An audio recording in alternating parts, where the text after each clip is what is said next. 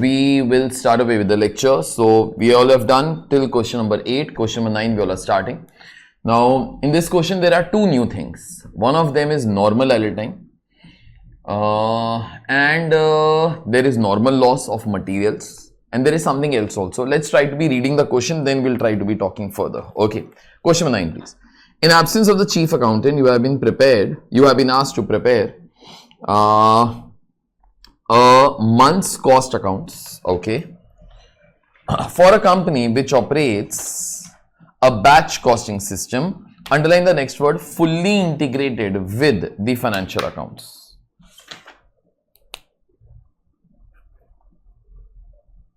So therefore it's an integral question. Okay, those guys have told you right in the question itself, it's a question on your integral accounts. The following relevant information is being provided to you. Balance is at the beginning of the month. So SLC account is there, 25,000. WIP account is there. Finished goods control account is there. Now see, these are prepaid production overheads brought forward from the previous month. Can I say prepaid expenses, whatever might happen, but then they are assets, no? Prepaid expenses is your asset, no? Yes, sir. Okay, so I think they will always have a opening. I'm asking you all, debit balance or credit balance? Debit balance. Debit balance. All assets have a debit balance here. Okay, further. Transactions during the month. Material purchase, you all know that, but do remember it's a question on integral accounts. Material issued to production, to factory maintenance. Now this thing is something that you all have done before in material costing. You all will say no and I will say yes. We will again fight one day. Just a sec. I'll just put enter. Yeah. So in this case, material transferred between batches. Fine. Total wages paid to direct workers 25,000. To indirect workers 5,000. Total amount is 30,000. Now see, this 25,000, no, again those guys have done breakup of this and they have given you this detail over here. What? Direct wages charged to batches. Okay, so this much wages you have to be charging to your batches. Then there is one other thing also. Recorded non-productive time of direct workers. Recorded non-productive time of direct workers will mean normal idle time. You all write down over here, normal idle time. Non-productive time means those guys are not working. Okay. I'll come back to this particular adjustment after some time. Further, you have S&D overheads. You have other production overheads, okay, you have sales over here, cost of goods sold over here, cost of finished goods completed and transferred, cost of goods completed and transferred into finished goods during the month, physical value of WIP at the end of the month. The production overhead absorption rate is 150% of direct wages charged to WIP, okay. So this is your absorption rate. Prepare the following accounts. So SLC account, okay, WIP account, okay, finished goods account, fine, profit and loss account, okay, production overheads control account. One extra account I think I have done. See, I told you all to prepare SLC account, WIP account, then finished goods account. These three accounts in any case we are asked. Then P&L account, okay, then FOH account. One extra account that might be relevant to us, that is wage control account, okay. Now, let's start. Now, you all do understand that in beginning, there is no complete trial balance which is given to you. It is not a tally trial balance, okay. So, what I am telling you all that usually, and yesterday I told this particular thing, for integral accounts, no, they will not give you a full-fledged kind of a question. You will become zombies, yaar, okay. It takes too much amount of time for us to be solving a question. Like, you know, around till 2019, no, I used to be keeping one full-fledged question on integral accounts. Lecture used to start with integral accounts, that particular question, but it never used to be ending only. It used to be going on for 2 lectures, okay. And I say does not ask any question usually more than 8 to 12 marks. Those questions, if they are asked, no, they'll be asked for 100 marks only directly. Those are super big questions here. Okay, so it's not required. So that's what I told you. Mostly in exams, what comes is non-integral accounts. But then in any case, integral accounts also has a chance to be coming, but then not in form of a complete question, in form of extracts of a question. Okay, let's start. We'll keep on seeing whatever new things come in this question. So let's start. SLC account 25,000. You all have prepared your account. So let's continue. Right now.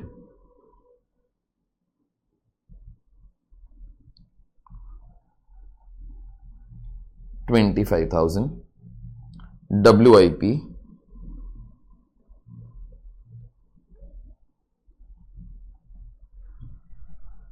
$20,000.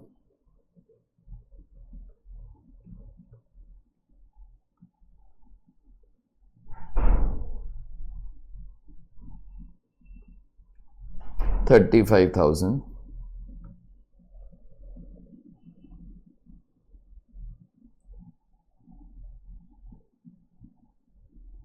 Then prepaid overheads brought forward from previous month. Now prepaid overheads must be, in this particular case, prepaid production overheads only. So therefore, can we say these are expenses, listen very carefully, incurred in the previous month, but these were actually the expenses of this month. That is whatever is meant, no, by prepaid.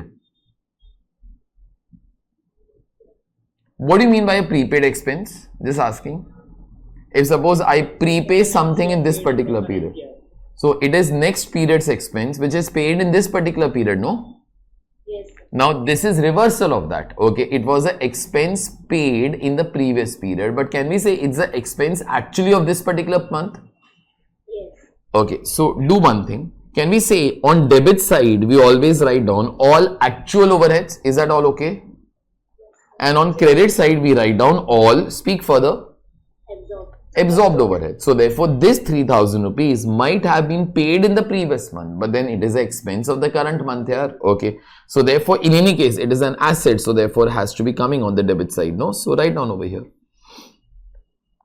to balance brought down.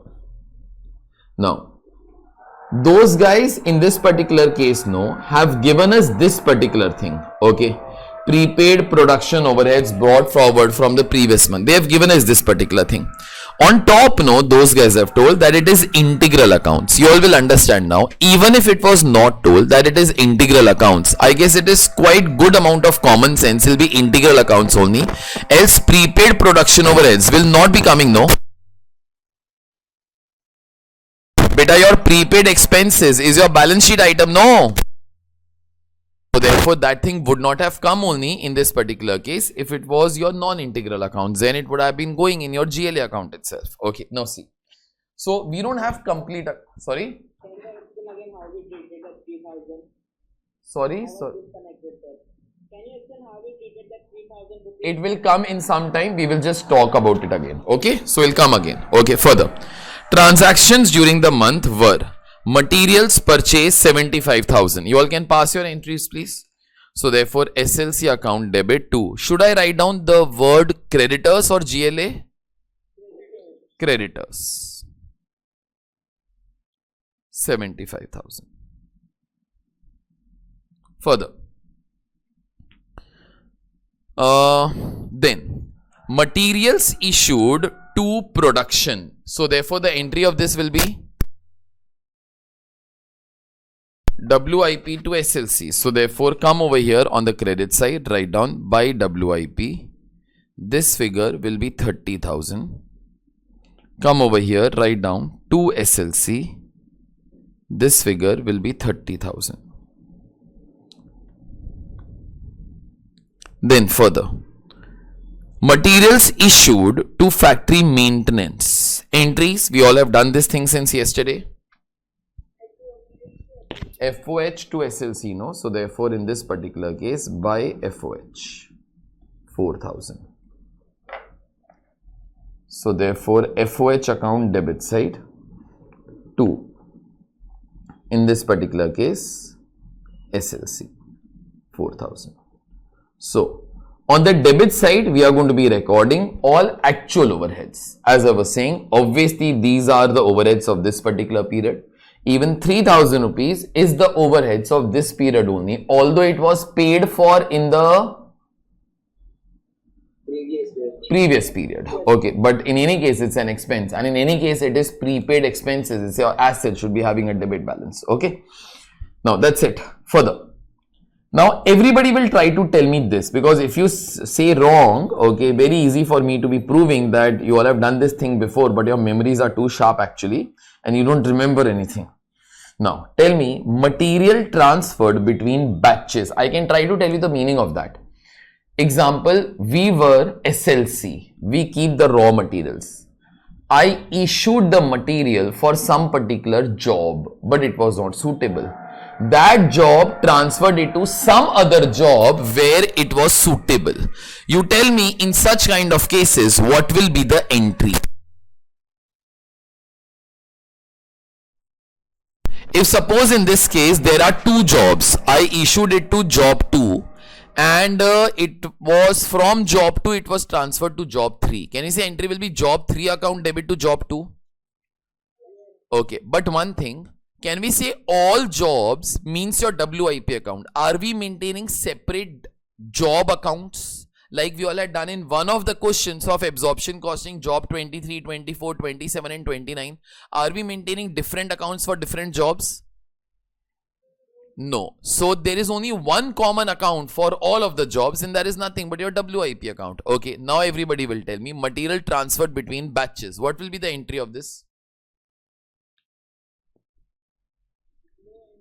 There will be no entry over here because it is just transferred between batches, no? Now, you all are dumbos, okay? You all are dumbos. We all have done exactly the same particular thing in material costing also towards the end. We all had this particular kind of an entry. Just a sec.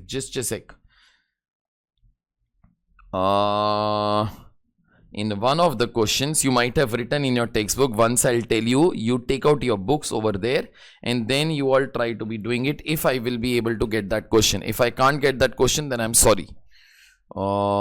Receive. Somewhere or the other it was there. Just a sec. Now if I don't get it, popat ho jayega.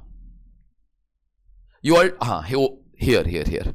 March 9, 20 units transferred from department A to B. You check up, you must have written that there is no entry over here. Okay, in SLC account, it will not get affected as such. It is exactly the same particular thing over there also. Okay, further. Thank God I got it. Okay, further. So for 5,000, there will be no entry. After your last account, no, you all write down this particular thing, note 1. Write down, there will be no entry for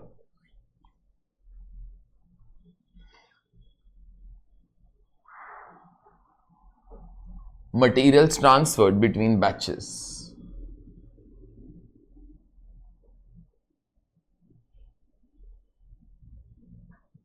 Further, total wages paid to direct workers 25,000, to indirect workers 30,000. Can we say first of all, we all will be passing a common entry for 30,000 rupees first for the payment? Is it all okay? Yes. So our entry will be wage control account debit to cash bank. All good? Yes. Okay, so you put forward that particular entry. So wage control account debit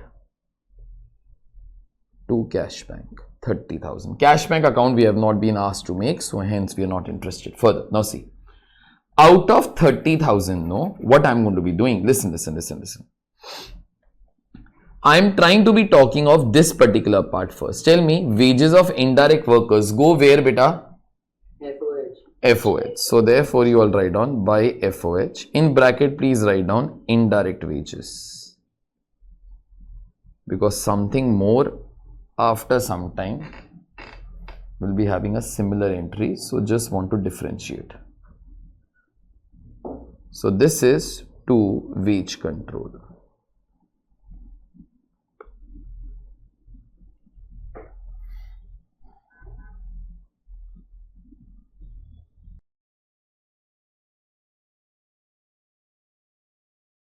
Further, further in this particular case, now see, left amount in this particular case is 25,000. Now this 25,000 has been given breakup over here. Out of that, direct wages charged to batches is 20,000. Can you say batches means goods are being produced? No, goods are produced in batches means multiple goods are produced together. That's it. Okay.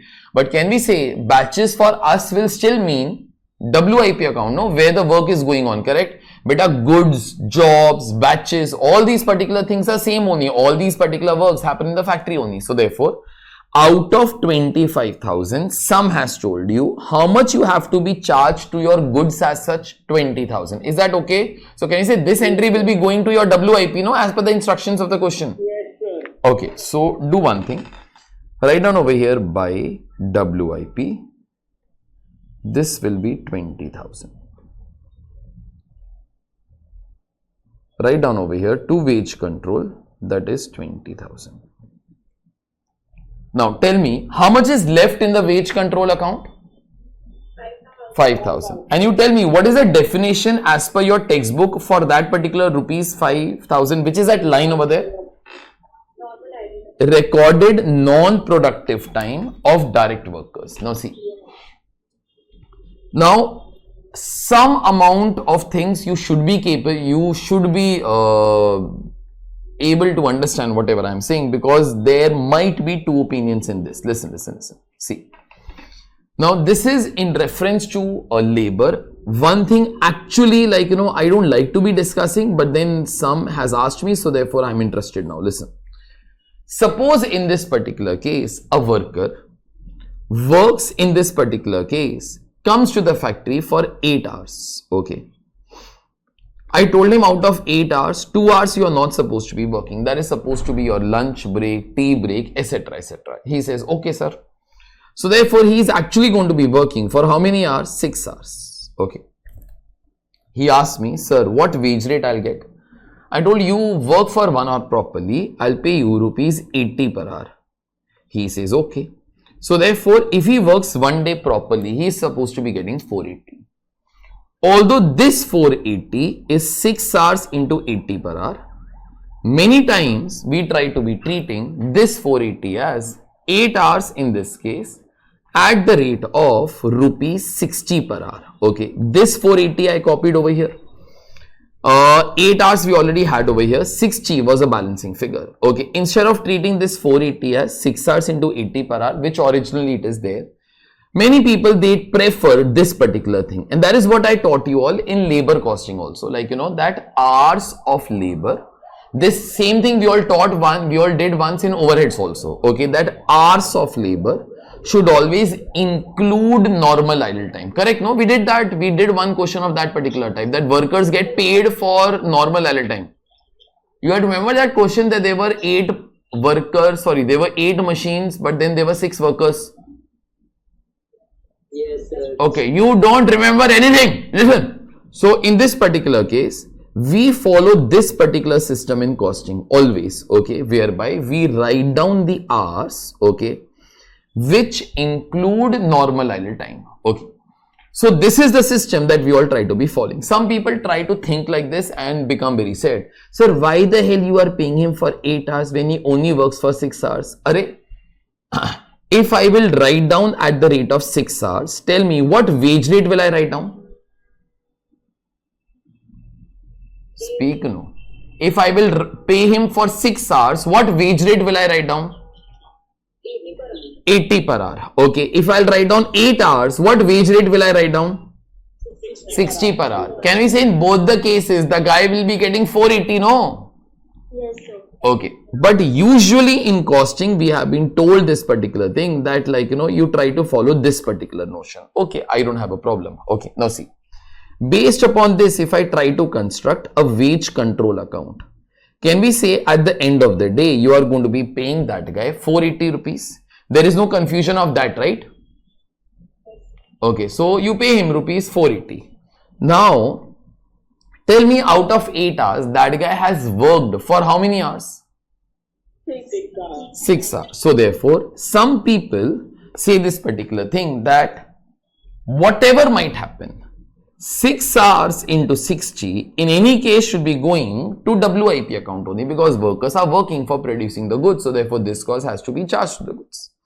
Now this thing is not a problem. Everybody will be doing this. The problem is that what to do about 2 hours into 60, that is 120. Okay. Now here opinions are divided a bit. What opinions are divided? First, some people say, sir, even this is part of your cost only, no? This is part of your labor cost only, no? Okay. In that particular case, if you all think like this, then you transfer it wherever your labor cost had gone. That is nothing but your WIP account. Some people say, no. That time the worker is not working. So therefore, we should not transfer it to labor cost because that time we are not producing the goods. Then those guys say, try to transfer it to factory overheads. Okay. These are two opinions worldwide which are accepted. Some people say transfer it to WIP account along with your labor cost. Okay. Some people say in this particular case, transfer it to factory overheads. You all understood these two opinions about the normal idle time? Yes, sir. Okay. Now, as per you, I am asking, just try to see the question. You don't require any rocket science for it. Tell me this 5,000, would you like to take it to WIP or would you like to take it to factory overheads? Common sense it is. FOH only. I also think so. My reasoning is very simple. If beta this 120 also had to be taken to WIP account, they will not give me this data in this data in a separate way, no? Yes, sir. If suppose like, if nobody would want to take your 5,000 rupees to your FOH account, okay, then you all will understand this breakup was no longer required. If this breakup was not there, in any case, entire 25, which will include that 5, in any case will be going to your WIP account, no? Yes, The fact that this particular breakup is given, that itself tells you that might be some wants us to be transferring this 5,000 rupees in this particular case to FOH account. That is why it has been given separately. Is it all fine? Yes, sir. Yes, sir. Okay, so that is what we are going to be writing as a note towards the end, okay, or we will do it right away only, but we'll do the treatment first, okay. So you all write down by factory overheads, FOH, and write down over here normal idle time.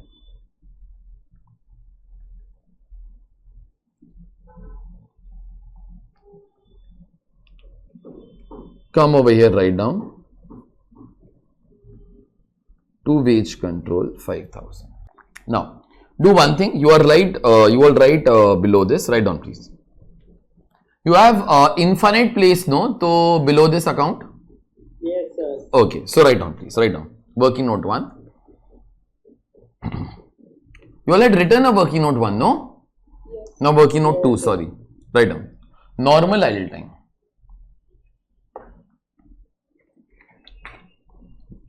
Normal idle time. On the next line, you all write down. There are two options for treatment.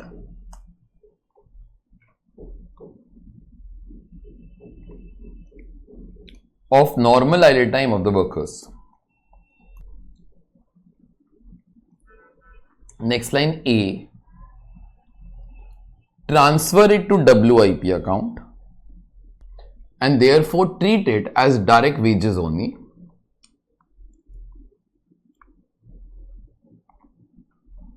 B. Transfer it to factory overheads account.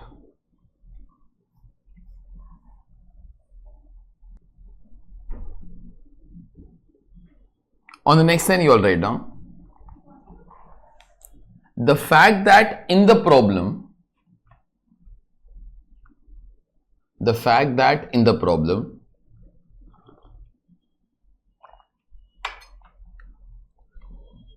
we have been given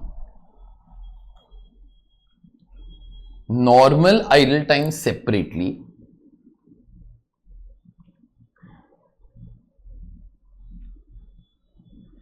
itself indicates that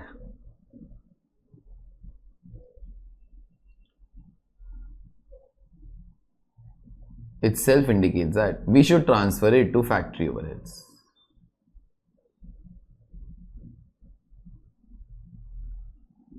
we should transfer it to factory overheads.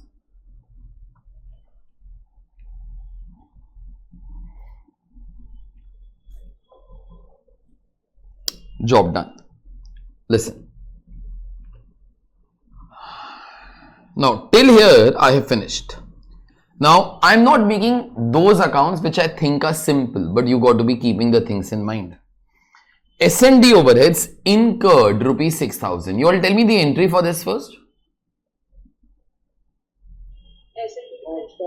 S&D to cash bank, no? Have we made a S&D account? Just asking. No. Okay. Have we made a cost of, tell me S&D gets transferred where? Cost of sales. Have we made a cost of sales account? No, that is also gone. So cost of sales gets transferred where? Have we made a P&L account at least? Yes. So I think our P&L account and costing P&L account will be same in this particular question. There are no financial expenses here. Okay. So now keep this thing in your mind.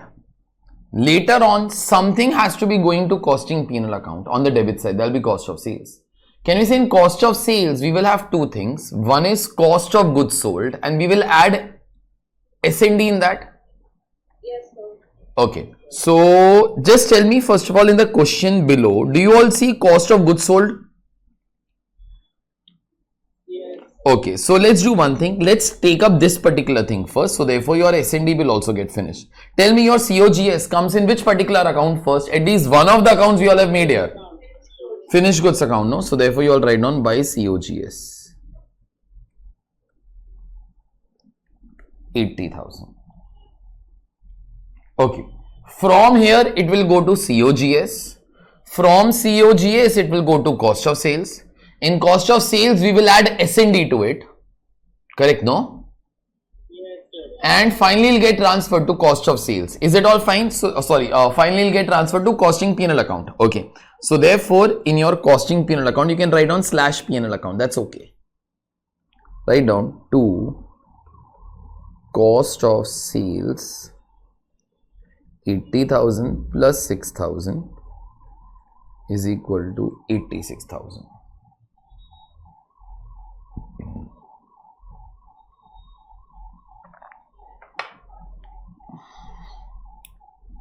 Further, so this is also done now. Other production overheads incurred. You tell me the entry for this. You all are super slow people. WIP to cash bank. There is no entry like this ever in my life that I have taught you all. FOH account debit to cash bank. Production overheads means factory overheads. You are incurring factory overheads. So obviously entry will be FOH account debit to cash bank. Write down over here to cash bank.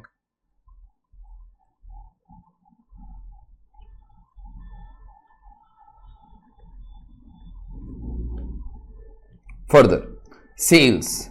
Now, can I say sales entry will be debtors account debit to sales? I am not saying your GLA account debit to sales. It will be debtors account debit to sales, no? Okay, and sales ultimately will go in costing P&L account credit side. So write down over here by sales 1 lakh.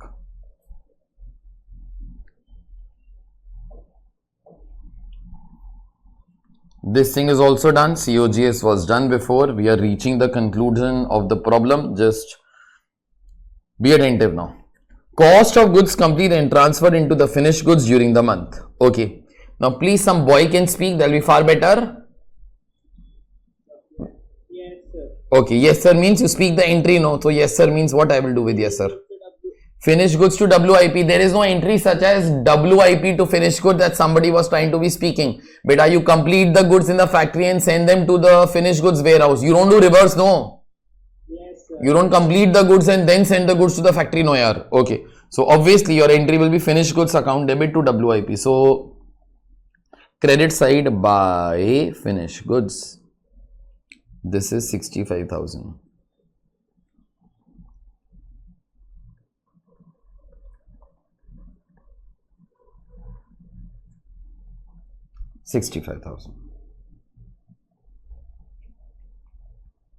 Further,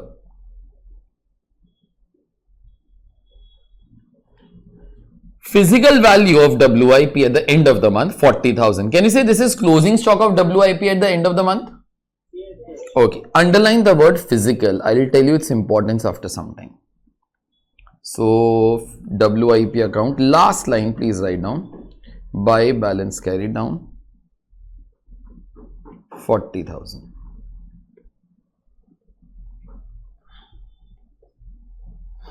Further, the production overheads absorption rate is 150% of, can you all shout please, of, you tell me what is the amount of direct wages charged to WIP account?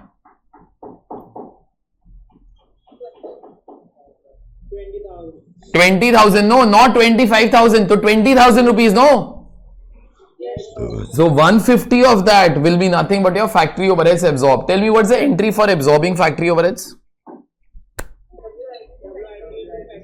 WIP to FOH. Okay, so therefore WIP account debit to FOH 150% of direct wages charged to WIP, that's 20,000. So therefore this figure will be 30,000. Please go to your FOH account, write down by WIP 30,000.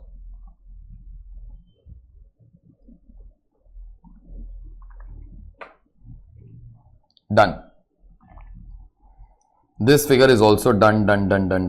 Further, prepare the following accounts for the month. Okay, so question as such is done here. Now, beta, production overheads is factory overheads. It is not administration related to production. Okay. Production overheads is an alternate. For factory overheads, there are 4 names, boss.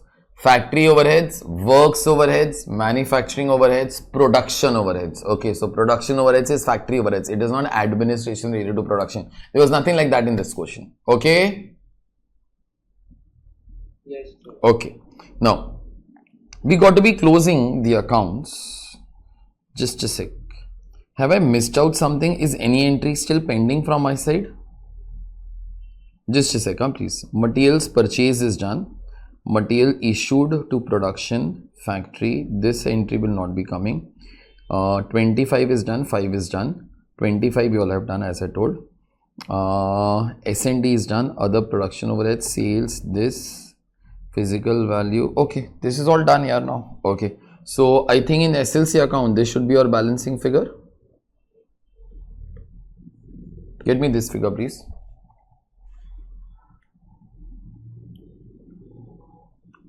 66,000. Okay.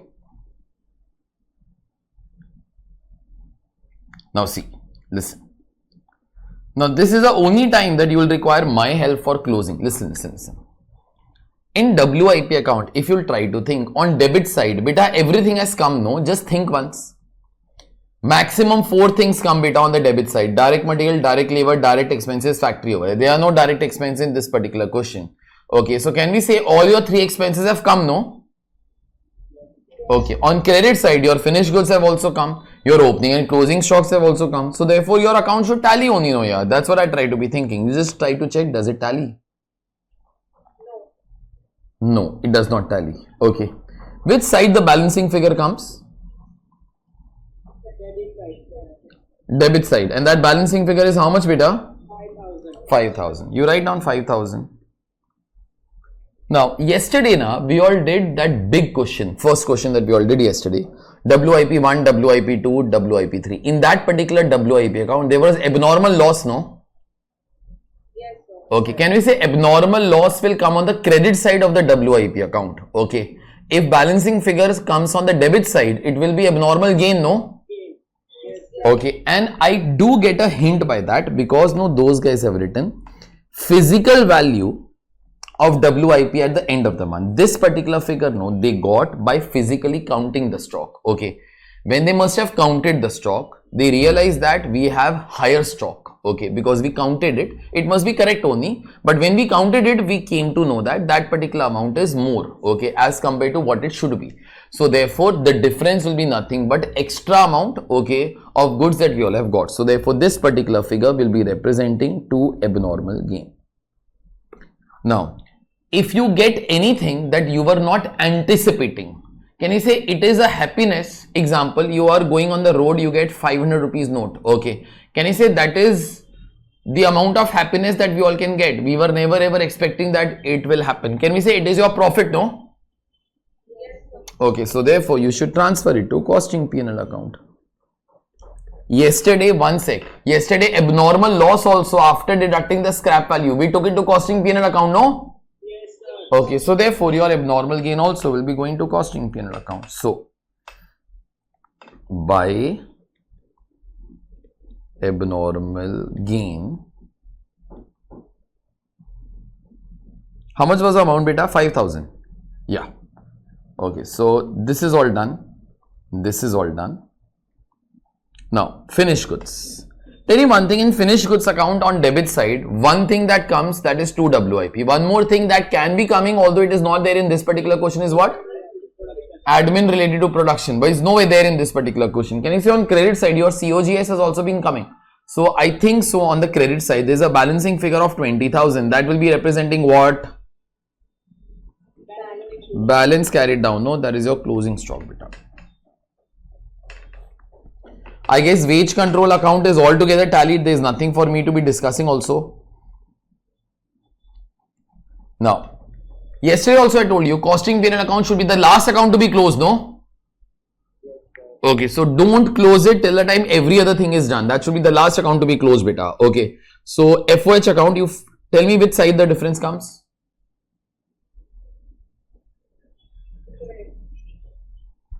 Credit side? How much difference comes, beta? Debit side 1,000. Debit side 1,000. Okay. Can we say this will be representing under or over absorption, no? Yes. Okay. Now, one thing you all tell me, in integral accounts, you cannot do what to under or over absorption? Carry forward, because it is integral accounts, because in end balance sheet will also be made. So therefore, there is no place for such faltu things in your balance sheet. Okay. So do not in this case carry it forward. Rest your option is okay. But out of all the other options, we always follow which particular option, beta? P&L account. Costing P&L. This will be over absorption. Huh? Write down that.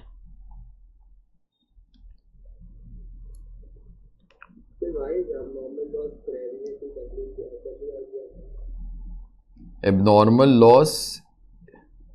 You are asking about yesterday's question or today's question? Yesterday. Abnormal loss. Goods have been spoiled, no? So therefore, they will be going out of your production system, no? They will be going out of your factory, no? On this side, you are writing all the expenses. Some goods you were making are spoiled. You will put them on the credit side, no, beta? Okay? Okay.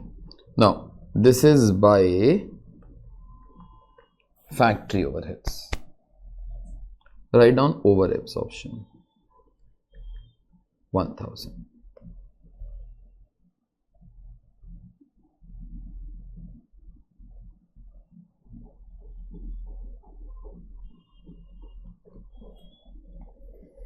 This profit of 20,000 rupees. Yes, sir. Okay, you can write down to profit.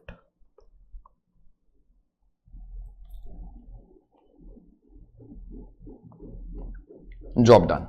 Now see, what I've written in shorts over here, almost all these particular things I have told you all also. Just a sec. Now, what we all have written, material transferred between batches, no entry will be coming. This is because material has come to the factory and will be used in one job or the other. Hence, it is irrelevant. Recorded non-productive time of direct workers is idle time. Idle time. Now, this thing is not much relevant, but I'll still read it. Okay. Idle time can either be normal or abnormal. Okay. Now, listen. Normal idle time are those particular times that we all know in advance will be wasted by the workers. Example, lunch break, tea break.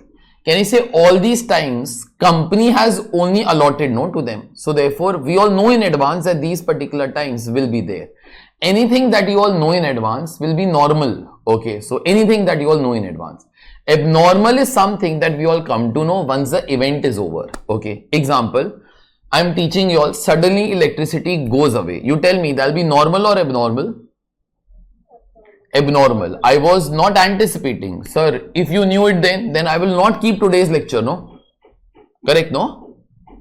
Okay, so it is abnormal. Okay, now, if ever it is abnormal, no, then question will give it to you. And if anything is abnormal, no, it always gets transferred to your costing P&L account directly. I have not discussed that before when I was solving the question because it was not much relevant. But ICAI treats it as normal idle time. ICAI treats it as normal idle time. And that is whatever I had made you all write over there. Recorded non-productive time of the workers.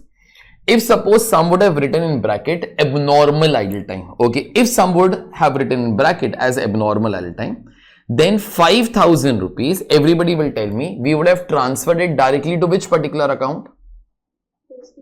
Costing P&L, because it is loss for us, okay. But ICA by default treats it as, in this case, normal idle time. Normal idle time can be transferred to WIP, that is part of direct wages, or factory overheads. So that is whatever I told you. If it is given separately, then it means that problem does not want us to be treating it as part of direct wages, else they would not have given it only. Hence we transfer it to factory overheads account. Okay, one thing, if any labor cost will be abnormal idle time, problem will give it to you. If problem gives it to you, you can directly transfer it to costing P&L account. Okay, that's it. Now, my job is done with this. Okay, so this question you all can mark it bit important. Okay, because it has been quite a while that questions like this have not come in exam. So therefore, they can be coming. Okay, now see. Your one part of this particular chapter is altogether over. Okay.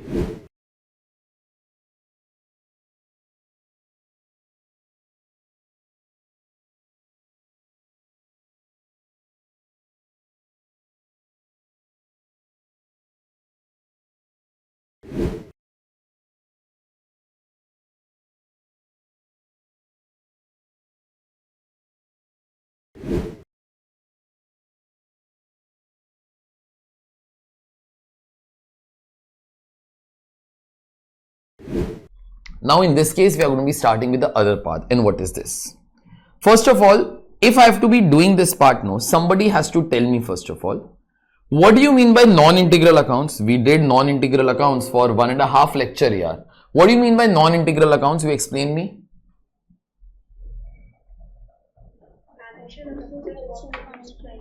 Costing and financial accounts books are maintained separately, correct, no? Okay, so then in that case, I think something like this will start to be happening. Let's try to talk it off. A company thought, I have to be preparing financial books. Okay. Then they thought, I want to be preparing costing books also. Obviously, this figure was compulsory, like these books are compulsory by law. Every act in India, you all will see, every act like Companies Act, Income Tax Act, your GST, every act in India tells you that a company has to be maintaining books of accounts. Books of accounts means financial books of accounts. These are compulsory, but then these are optional here. A company thought this in any case we have to be maintaining. This also will start to be maintaining. Now there is one business, but then there are two accounting systems. How to be maintaining these two accounting systems? Either you integrate them, but we were thinking, no, we will keep them separate only here. So therefore, let these books be different, let these books be different. Okay. Whenever any transaction will happen, we'll send the voucher over here, we'll send the voucher over here.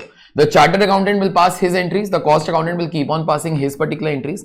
At the end of the year, chartered accountant will prepare manufacturing, trading and P&L account. Okay. And the cost accountant will prepare all the accounts that you all are preparing since last 2 days. Is it all okay?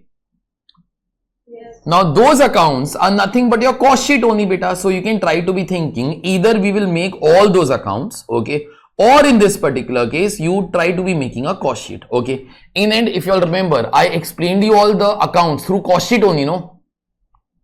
This figure is this particular figure up and so on. It means the same damn thing only. Now see, one profit figure you will be getting from your P&L account. One profit figure you will be getting from your cost sheet. Obviously, this profit figure and this particular profit figure will not be tallying. Okay. I, as the owner of the company, will be thinking, yeah, I had one business. How the hell I got two profit figures? Why the hell this figure does not tally with this? When you were very small in life, somebody asked you a question. My passbook balance does not tally with my cash book balance. So therefore, what you learned? Bank reconciliation. So therefore, today my financial profit does not tally with my costing profit. So what the hell you will learn? Reconciliation. Okay. Now reconciliation is a off the record statement. Off the record means it is just done for time pass, so that as the owner I know that why this figure is not tallying with this figure. Is it okay? Yes, sir. Now you will have to search and you will have to scroll your mind. You all know financial accounts far better than me. I know cost accounts far better than you. My profit does not tally with your profit. Okay. Tell me why profit figures will not tally. Try to think of your own reasons. Okay. Tell me at least one reason. In financial account, stock is valued at market price or cost, whichever is lower, and in cost accounting we record it at cost. Okay. One valid reason, but I'll talk of this particular reason as a second point. Okay, I'll not talk it off right now. First basic thing why financial profit and cost profit will not tally. Financial expenses and financial incomes. Obviously, in this case, there are many expenses and many incomes that only come in financial books, do not come in costing books, no? Yes, sir. Okay, example.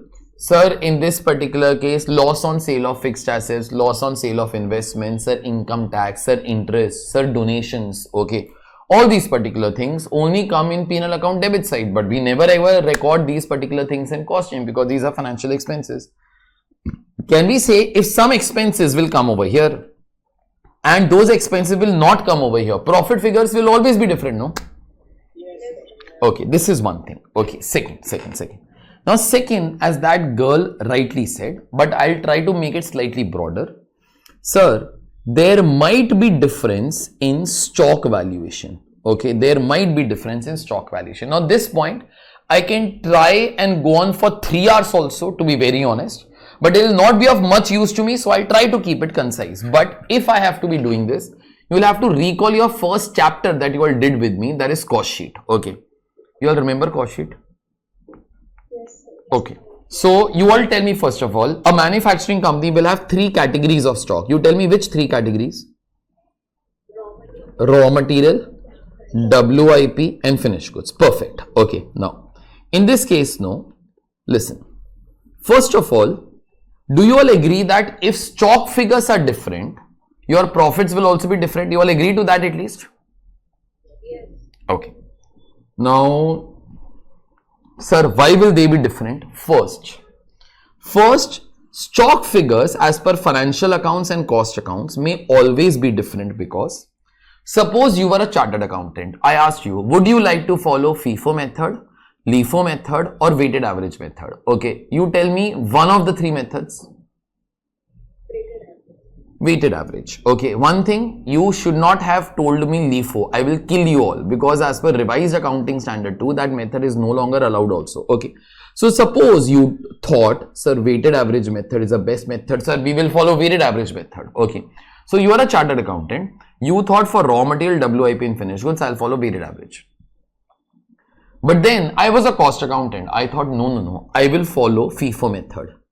Can we say due to that your and my stock figures will never ever be same, no?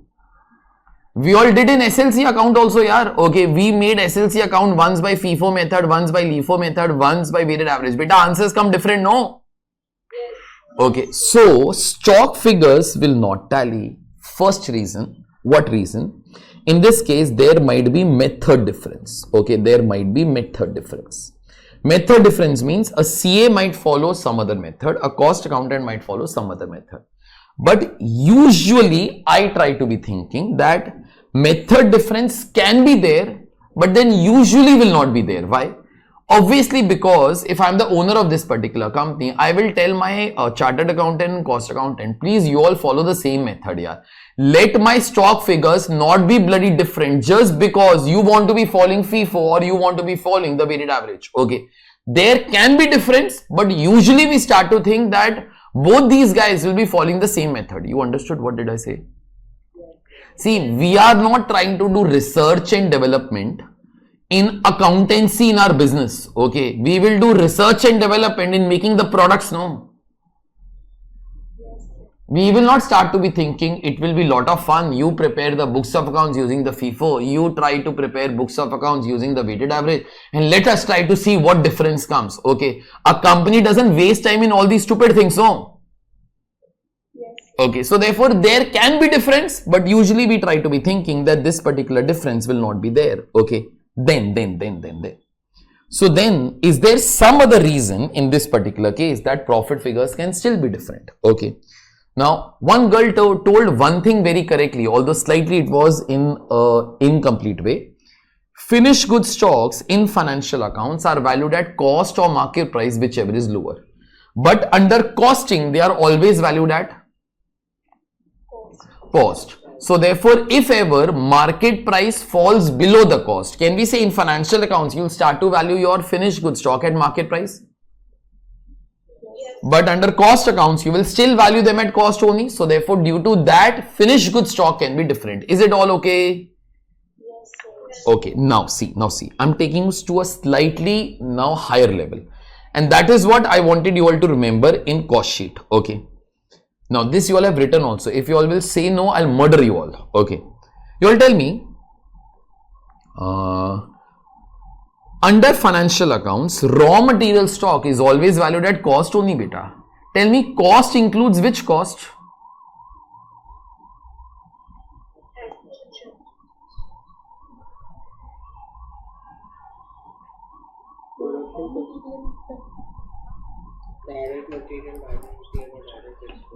What are you saying, man? What are you saying? Listen, you idiots. Listen. We will open cost sheet before I will commit suicide. Now, I'll talk in terms of cost sheet. That will be far better. You don't know accounts, anything. At least you all know costing, I think, because I taught you all. Listen. Now, in this case, no, below the cost sheet, you might have written these conclusions. Okay, conclusions from cost sheet. We all wrote something like that on the bloody first day. So valuation of stocks is always, the valuation of stock is always done at cost. Cost means for raw material stock, you all had written something. Raw material stock is always valued at cost. Cost means raw material minus purchase cost.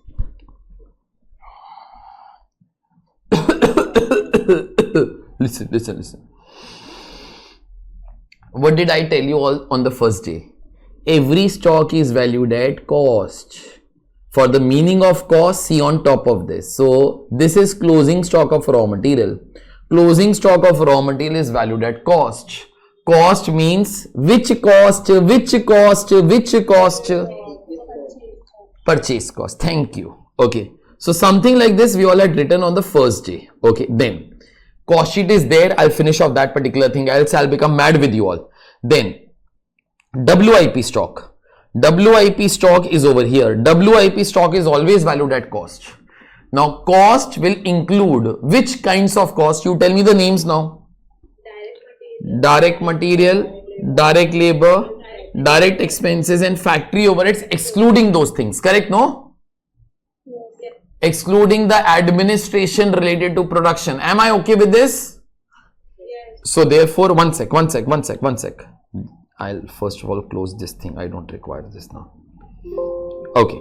So in this case, DM plus DL plus DE plus factory overheads excluding Okay. Then further, finished goods stock is over here, boss. Okay. Finished goods stock is also valued at cost. Can we say in cost your 5 expenses will be going? Yes. Okay. That is direct material, direct labor, direct expenses, factory overheads. Speak one last sentence. Administration related to production. Correct? No? You will have done those particular things. Okay. Now, all these things you all learned from cost sheet. Okay. On the first day. Then right on the first day only, I try to be getting the same conclusions, but from your financial accounts. This is your financial accounts that you are seeing since 11th standard, correct? From 11th standard, you all have done this bloody thing only. Okay, so therefore, you try to tell me the conclusions from there. We all had written them, just one thing. Can we say under financial accounts, there is no head like administration related to production. Administration related to production comes as part of factory overheads only, no? Yes, sir. Okay, and your general admin and S&D comes as part of your P&L account. So now over here in these particular accounts, there are three stocks. Closing stock of raw material, closing stock of WIP, closing stock of finished goods. So closing stock of raw material will get valued at cost. Cost will mean which particular cost? Purchase cost. Is that all okay? Yes, sir. So therefore, in this particular case, raw material stock will get valued at purchase cost. Okay. WIP stock will get valued at cost. Meaning of cost will be there on the debit side. So therefore, on the debit side, in this particular case, you have direct material, direct labor, direct expense and factory overheads. Can I say factory overheads under financial accounts will include that administration related to production also, no? Yes. Yes. Please reply no. Everybody bit enthusiastic. Okay. So in this particular case, it will be direct material plus direct labor plus direct expenses plus factory overheads. Okay. Then apart from that, in this particular case, your finished goods stock over here will get valued at cost or market price, whichever is lower. Okay. Market price, it's okay that you try to inquire from the market. Can we say cost will mean the cost on the debit side?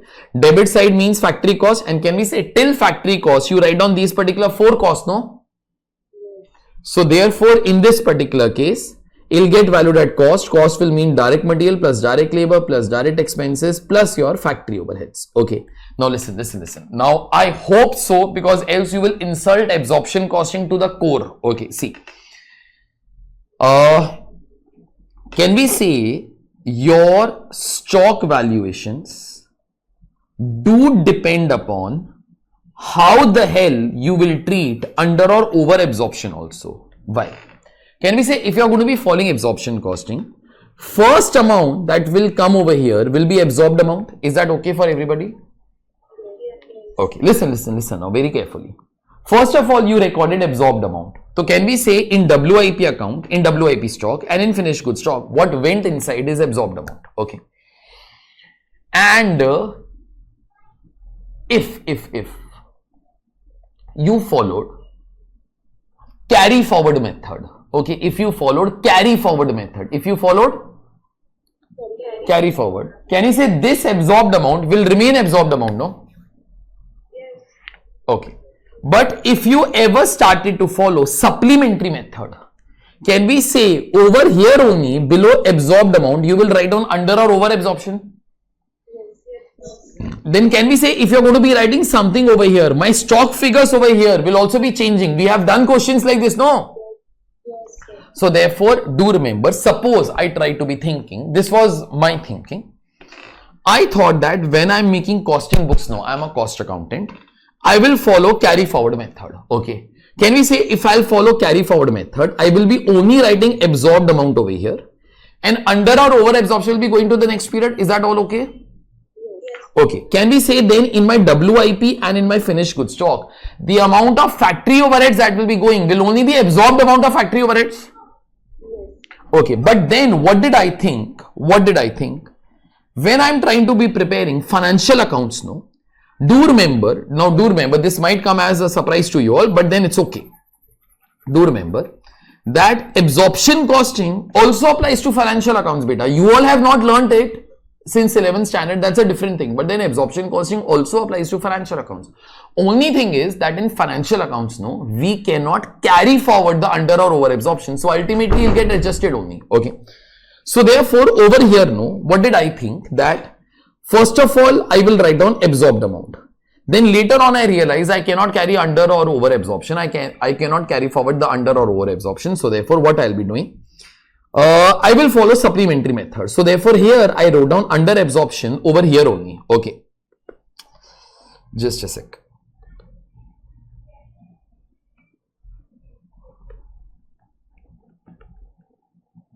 Just a sec. Yeah. So in this case, no, first of all, I wrote down absorbed amount over here. Then I realize it is financial account. So therefore, I cannot carry forward under or over absorption. Okay. So therefore, then I thought I'll follow supplementary method. So therefore, if I'm following supplementary method, under absorption, I'll write down over here only. Now, this is the last thing that I'm speaking. Listen. Can we say if that will happen, then if I've written absorbed amount over here, if I've written under absorption over here, can we say absorbed amount plus under absorption gives you the actual amount? Yes, sir. Then whenever you will value WIP and finished goods stock, in that the amount of factory overheads that will be going, no, that will be actual overheads. But if you are going to be following carry forward method in cost sheet, can we say then over here you will be writing absorbed amount only, then in your closing stocks what will be going for factory overheads is absorbed amount, no? Yes, sir. So stock figures can be different because of different treatments given for under or over absorption. You all understood this? Yes. I can say one other last example. Just I'm asking, you all understand, no, the words that I say? Yes. Okay, so I will try one other thing. Suppose you are a cost accountant. Okay, you thought, sir, I will follow cost of sales method. Can we say if you will follow cost of sales method, here you will write down absorbed amount, and under and over absorption you will write down below COGS. That's okay? Yes, sir. Can we say then in that particular case also, in your WIP and finished goods stock, what will go is still the absorbed amount, no? Because under and over absorption will be written below your COGS. Yes, sir. Yes, sir. Okay, but I was a financial accountant. I was a chartered accountant. I thought, no, I will follow supplementary method only. Okay, can we say if you are following cost of sales method, you are a cost accountant. I am a chartered accountant who is following supplementary method. Your and my valuation of stock will always be different, no? Yes, sir. Because if you are following supplementary method, can we say in your WIP and finished goods stock, what will be going is your actual amount. But if suppose you are a cost accountant, okay, then in that particular case, we will still be writing absorbed amount over here, and under or over absorption, we will be writing below COGS. That means it will not go inside our stock, no? Yes, sir. Okay, so therefore, my second argument is that stock figures can be different based upon cost accounts and financial accounts. Usually method difference should not be there, although it can be also. Usually I as the owner of the company will tell my chartered accountant and will tell my cost accountant, please both of you know, follow your FIFO method only. Okay, even if both of them follow the FIFO method, no, still my stocks can be different because of different treatments given for under and over absorption, and for finished goods in any case it can be different because under financial accounts, stock will get valued at cost or market price, whichever is lower, and under the cost accounts, it will get valued at cost only. Is that okay? Yes. Okay. So till now there are two reasons. Sorry? Nothing. Okay. So till now there are two reasons. Expenses and incomes only appearing in financial account. Second thing, there could be differences due to stock. Okay. What third reason? Third reason, now this is the last thing, just pay attention, we'll get over with this, we'll start away with the questions also, and questions are going to be quite simple as compared to the theory that I'm speaking. Listen, third reason, you were a cost accountant, you thought you will follow carry forward method. Okay, I was a chartered accountant, I was preparing financial books. Okay, I thought I will follow, say, supplementary method. Okay, can we say if you will follow carry forward method in your books of accounts, what amount will get written is only absorbed amount, no? Because under or over absorption will get carried forward. Yes. Okay. But if I am a financial accountant, if I am a chartered accountant, I will be following supplementary method. Can we say, first of all, I will be writing absorbed amount. Then I will be writing under or over absorption over there only. So therefore, in nutshell, I will be writing the actual amount. Yes. So beta, in your accounts, in costing, you all have written absorbed amount.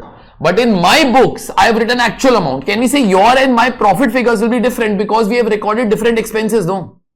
Yes. You understood what did I say? Listen, Yidas. Listen. Sorry? Accounts, why do we write the absorbed amount when we can actually write the actual amount? Because you follow absorption costing. Now, in reality, there is one other truth that nobody will tell you. Absorption costing applies to financial accounts also. But in costing also, you can record the actual amount. We know the actual amount, no, at the end of the period. But that is how absorption costing works. In chapter number 4, I taught you that only for 10 days. First amount that always gets recorded everywhere, whether it is cost accounts or financial accounts, in reality it is your absorbed amount only. The way that you all have learned your cost accounting, your financial accounts since 11th standard is actually wrong. Okay. Now, why? If I'll go on and on, I'll speak for 1 minute more and then I'll shut it. Okay. In financial accounts also, you always record absorbed amount first, but under and over absorption cannot be carried forward. So that's what I told you all yesterday. So therefore, ultimately we will adjust under and over absorption. If you'll be writing absorbed amount first, then you'll be writing under and over absorption. That together will make it your actual amount. No. That is why in financial accounts from 11th standard, those guys tell you that in this particular case, try to record the actual amounts. Okay. But originally, it is not your actual amounts. First amount that still gets recorded even in financial accounts is absorbed amount only. But under and over absorption cannot be carried forward. And that is why in end, it becomes your actual amount only. Okay.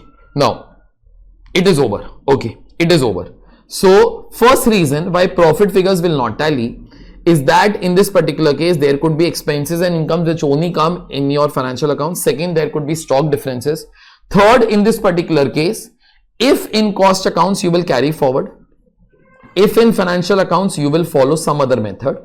Obviously, expenses that will be written in both the books will be altogether to different only. That time, the profit figures will always be different. Now, usually apart from these three reasons, there should not be the fourth one. But if there is, then they will tell you in the question. Example, some people might be saying machine operators' wages are direct wages. Some people might be saying in this particular case, machine operators' wages are factory overheads. Example, I'm a cost accountant. I told machine operators' wages is direct wages. I will treat them as direct wages. You were a chartered accountant. You told, no, machine operators' wages, we will treat as factory overheads. Can we say in that particular case, your amounts of direct wages will not tally with my amounts of direct wages? No, then? Yes, sir. Now, if all these reasons are there, these are any other reasons which are given to you in the question. Okay. So, in that particular case, these are all those particular reasons. Okay. So, usually there should be three reasons only. But if there will be some other reason, they will tell you.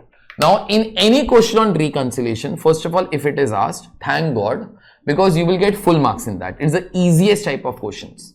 You are here to reconcile two profit figures. You tell me which two profit figures, beta? Financial profit and costing profit. Tell me one thing, if you are not given financial profit in any question, what you should do, how you should get that profit? You will write same as cost profit. Cartoon, you make manufacturing, trading and P&L account, get your profit. Is that all okay? Yes. Do I need to teach you how to make a manufacturing, trading and P&L account, or you all know far better than me?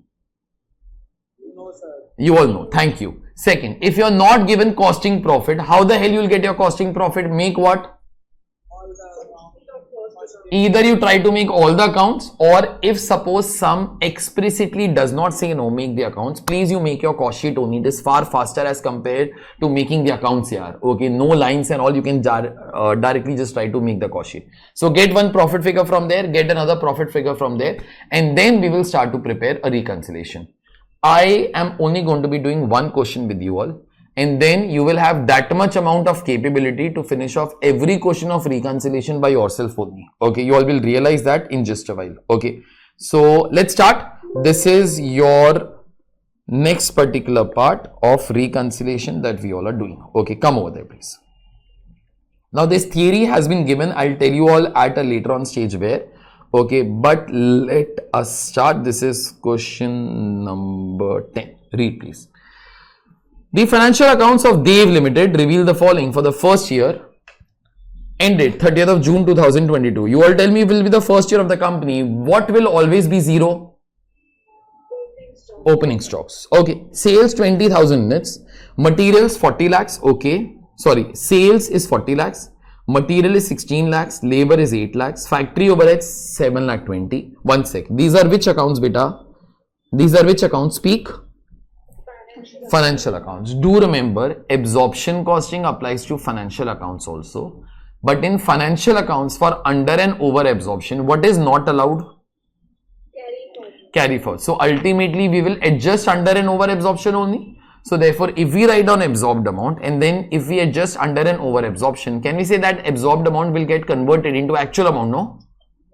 So therefore, this figure must be actual factory overheads. Further, office and administration, this must be actual amount. This is financial accounts here, all the amounts must be actual amounts only. Further, finished goods 1230, this must be stock of finished goods here. What else? But obviously it cannot be the opening stock, so therefore it will be the closing stock. Okay. Then there is WIP, material, labor and overheads. I had WIP stock 48,000, labor 32, overheads 32, total 1,12,000. Goodwill written off, okay. Interest on borrowed capital, okay. Dividend declared. Now you all are better in financial accounts as compared to me, so tell me one thing. Interest on borrowed capital, beta, comes in which account? Manufacturing, trading or P&L account or P&L appropriation account? You all tell me. P&L account. Okay, thank you. Then you all tell me, dividend declared comes in which particular account? Obviously P&L appropriation. Beta, dividend is always out of profits. It is appropriation of profit. Profit is given to the shareholders, no? Yes. It is like, in this case, profit is given to the partners. That comes in appropriation account, no yaar. So therefore, it will be coming in appropriation account. Okay. So for your reference, because you're pathetic in accounts also, you write down P&L, you write down P&L appropriation. Further, in costing records, factory overheads is charged at 100% of wages. Administration at 10% of factory cost. Selling and distribution overheads at the rate of 16 per unit sold. Okay. Find the following. Profit as per financial records. Okay. Profit as per costing records. Statement of reconciliation between costing and financial accounts. Okay. So let's do profit as per financial records first. Give the heading please. Part A. Manufacturing, trading and P&L account.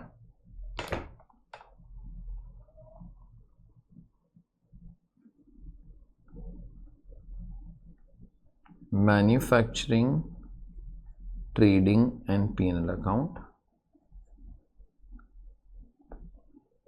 for the year ended 30th June 22.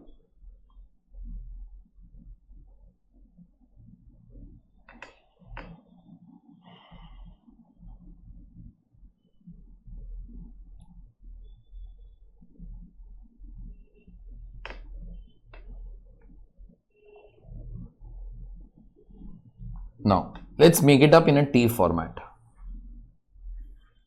10 lines should be more than enough.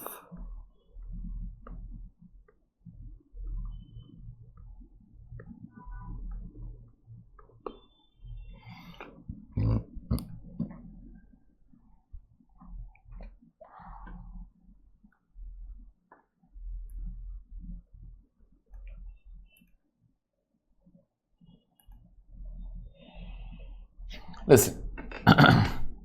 Now keep on telling me one thing very fast, super fast. Okay.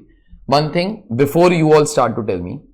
I'm not interested in making manufacturing accounts separately, trading accounts separately, P&L accounts separately. I'm not interested in all those things. Just interested in the final profit. So wherever anything comes, I'm only interested in debit or credit. Okay. Now tell me super fast. Sales will come on debit side or credit side? Credit. Materials, wages, factory overheads, admin and S&D, all these particular things are expenses, so therefore will be coming on debit side, no? Then finished goods, I think this is your closing stock, will come on which side? Credit. This WIP stock also must be your closing stock only. Can you say goodwill written off? Beta still comes on debit side, no? Okay. Interest on borrowed capital will come on debit side. Listen, about the last thing, dividend declared. We all have made manufacturing, trading and P&L account. Okay. Can we say dividend declared comes in P&L appropriation account? No. So I'm not interested in that. Okay. Finish it off with the super fast speed that you all can. Okay. Right now. Buy sales 40 lakhs. 2. Materials, wages, factory overheads, administration, S&D, goodwill written off, to interest on borrowed capital. Then buy closing stock, WIP finished goods. The moment I do that, this will start to be giving me.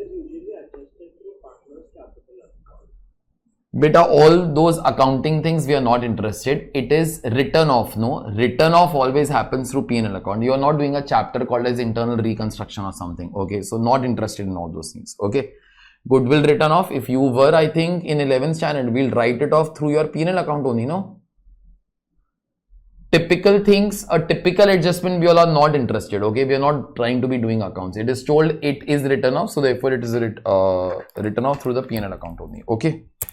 Further, if you'll ask me the accounting doubt, I'll be saying I don't know only. 16 lakhs, 8 lakhs, 7 lakh 20,000, 4 lakh 16, 2 lakh 88,000, finished goods stock 2 lakh 40,000, 1 lakh 12,000, goodwill written off 3 lakh 20, interest on borrowed capital 32,000.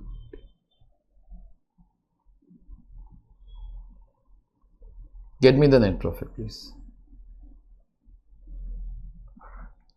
I'm not interested in WIP breakup. I've just written 1 lakh 12,000.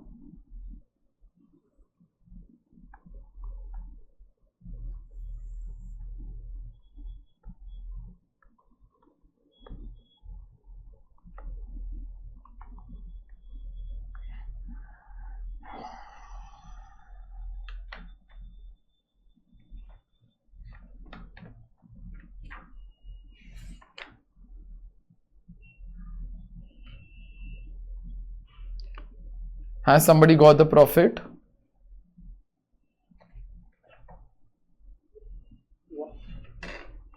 How much?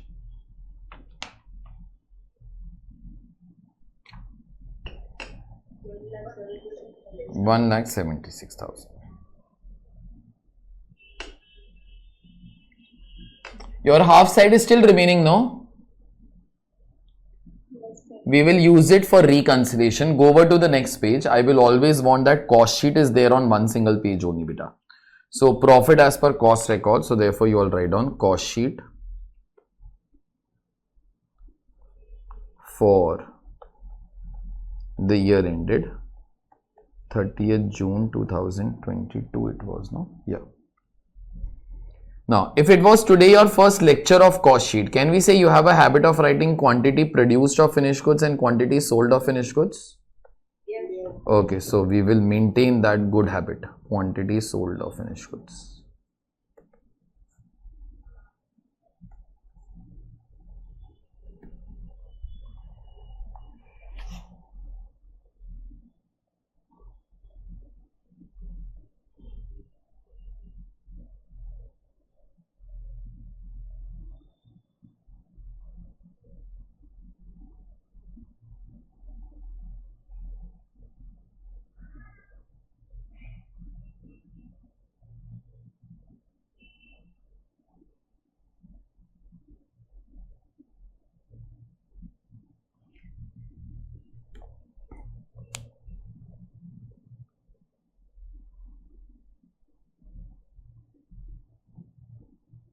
Now, quantity produced of finished goods, quantity sold of finished goods. Read this particular thing and tell me now. Tell me, how much is quantity produced of finished goods, beta? Forget it, you tell me how much is quantity sold first? 20,000. 20,000. So write down your quantity sold first, please. 20,000 units. Now one thing, can we say quantity produced is quantity sold plus closing stock of finished goods less opening stock of finished goods? Is that all okay? Yes. Okay, so quantity sold is 20 plus closing stock of finished goods is 1230. There cannot be any opening stock because it's the first year. So opening stock, sorry, so therefore quantity produced will be 21,230 units. Is that all okay? Yes. Now this is total, this is per unit. In case you don't want to be making lines, I am all okay. IC is also okay, but write down neatly then, please. Okay. Now, and one thing more, I have told you this particular thing in cost sheet also. Beta, you don't require this per unit column, to be very honest, except for valuation of finished goods stock. If you all remember your first lecture, closing stock of finished goods will get valued at cost. Cost will mean cost of production, no? Yes, sir. Okay. So at that particular time, like, I only require that per unit figure. Others, if you have time, you can complete, else you might not. In this question, I am completing just because it is the first question. In exams, I'll only require one figure of per unit, which is helpful for me in valuation of finished goods stock. Okay. Now this thing you're going to be doing properly with me, and we are going to be now slowing down a bit. Okay, listen. Write down. Direct material consumed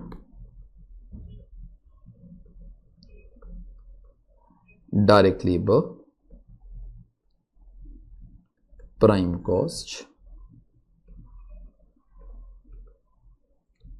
add factory overheads. Wait over here.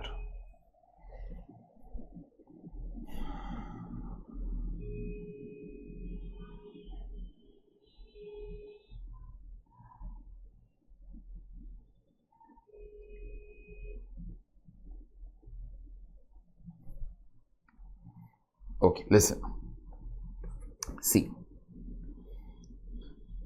your material cost as per financial accounts is 16 lakhs. Obviously, this must be material consumed. Okay. How do you get material consumed? It is opening stock plus purchases less closing stock. Okay. So 16 lakhs must be the net figure of that. Now see. Can we say under financial accounts and under cost accounts, raw material stock is valued at cost. Cost will mean purchase cost only. Yes, sir. Okay. Yes, sir. So usually stock of raw material as per costing and financial accounts should be same, although they can be different if both the people means cost accountant and chartered accountant follow different methods of valuation. If one person follows FIFO, other person follows LIFO, then in that particular case it can be different. But I told you all, usually these method differences will not be there. Okay. So if nothing is told, opening stock of raw material will assume it to be same under both the books. It can be different, but usually it should not be different because both the people will value their raw material stock at purchase cost, and usually both of them will be following the same method. So opening and closing stock will be same, and you all will understand whatever amount of purchases you have done. Please do remember, financial accounts is not one business and cost accounts is another business. It's not like that. Beta, you have one business, no? And you have two accounting systems. Can we say whatever is the amount of purchases, same purchases will be recorded in costing and in financial accounts, no? Common sense, no, it is. So therefore, opening stock will be same, purchases will be same, closing stock will be same. So unless and until told, raw material figure of financial and cost accounts, unless and until told, should be taken to be same only. So therefore, over here you all write down 16 lakhs. Now, everybody will do one thing. These are the only 3 lines about costing. Mug them up, please. This is the only information about costing. Mug it up properly.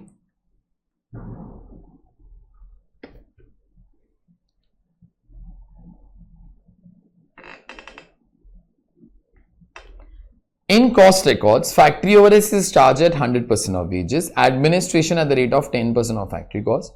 S&D overheads at the rate of 16 per unit sold. Okay, so I guess there is only information about factory Administration and S&D.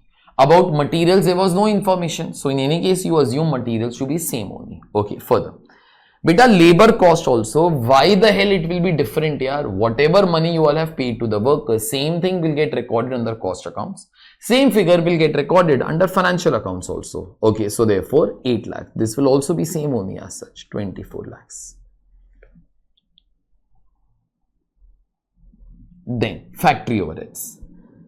Can we say absorption costing applies to factory overheads, beta? First amount that always gets recorded is which particular amount? Absorbed amount. Okay. And can we say for absorbed amount, you require absorption rate? You all tell me absorption rate for factory overheads is how much? 100% of wages. 100% of wages. You write down over here 100% of wages. Wages is 8 lakhs. 100% of that will be 8 lakhs. Now listen. Now, do you all understand that 8 lakh rupees represents absorbed amount? Okay. And the amount in financial books must be actual amount? Yes, sir. Okay. Can we say actual amount is 7 lakh 20, absorbed amount is 8 lakhs. There is a difference of 80,000 rupees. Yes, sir. Okay. Tell me first of all that 80,000 rupees difference is under absorption or over absorption? Over absorption, correct? Now tell me one other thing also. I told you all in the chapter of overheads. If nothing is told, by default, I say follows which particular method for under or over absorption? Carry forward. So 80,000 will be carried forward. Okay. Can we say if 80,000 will be carried forward, then this figure will always remain absorbed amount, no? Yes, Because 80,000 rupees we will carry forward. Is that all okay? yes, Are carry forward means under and over absorption will go to the bloody next period, no? Yes, sir. Okay, so therefore this will be absorbed amount. Okay, total it up. This will give you 32 lakhs. This figure is gross factory cost. Now, in case you want to show off, okay, in case you want to show off, say one thing I want to show off. Okay, want to show off, no? Okay. Then all these particular figures, you tell me, you will divide by quantity produced or quantity sold to get the per unit figures? Produced. So please show off and write down every figure up to 2 decimals. Divide by 21,230.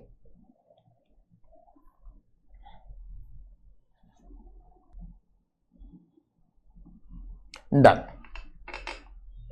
Up to 2 decimals, whatever numbers you all have got. Okay, listen. Then further tell me, after gross factory cost, we all have add opening stock of WIP. We don't have opening stocks, less.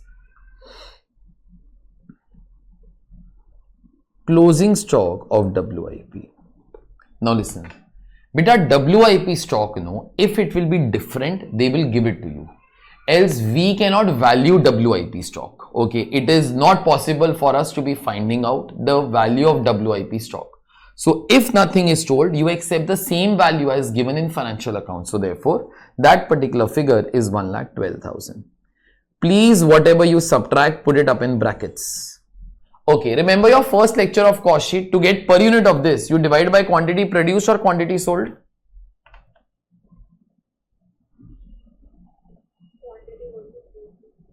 We don't divide by anything. If you had WIP quantity, then you will divide by it. Else we cannot find out the per unit of this, no?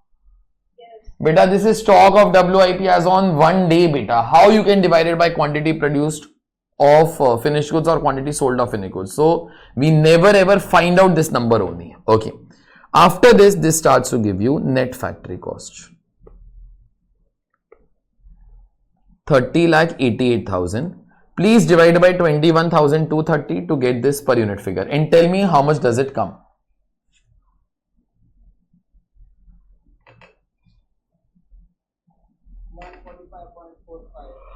145.45. You all have written, that's enough. Okay, now see. Can we say after that in your cost sheet, what should be coming is administration related to production. Is that all okay?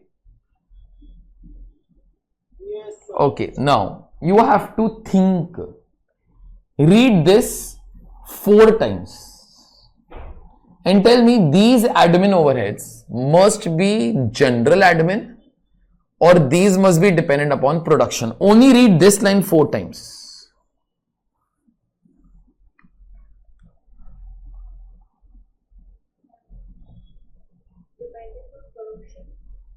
It must be dependent upon production because it is some percentage of factory cost, no? Factory cost is dependent upon quantity produced, no?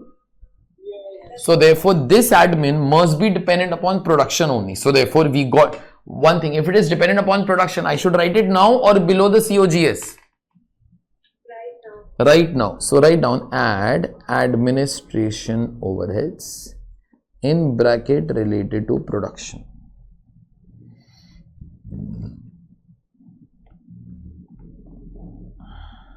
Okay, so it is 10% of factory cost. 308800. Please divide by quantity produced. This will give you COP.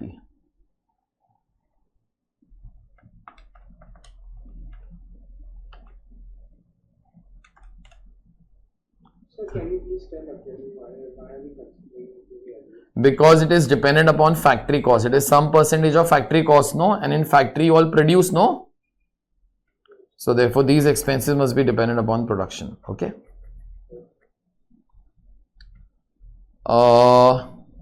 This is cost of production. Please divide by quantity produced and tell me that figure. 160. Now see, this is the only number that I am writing. In exams, no. If you do not have time, do not record all these figures for show off. Okay. Because ultimately, I will only require this number. Now, as per you, why the hell I require this particular number? To value closing stock of finished goods. So you find out the other numbers, you don't find out, I am hell interested, but I am always interested that you find out this particular number. So usually if I was there in your place, no, I don't even do all these particular things for show off. I'm not interested in all that. But then this particular figure, I'm definitely interested. In case you still don't understand why, you will come to know in maximum a minute's time. Can you say this is cost of production of 21,230 units, no? You all can write it. Then add opening stock of finished goods, which obviously cannot be there, less closing stock of finished goods.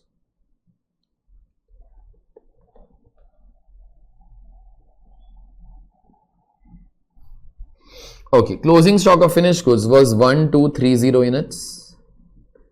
You know, the only thing that I like about your subject now of costing is that there is no chapter which is independent from cost sheet.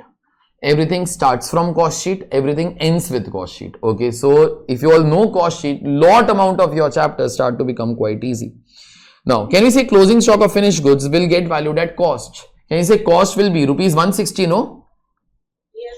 Okay, so therefore write down that 160 over here. Please multiply by 1230 units of closing stock. 196, 800. Please subtract, put it up in brackets, is closing stock here.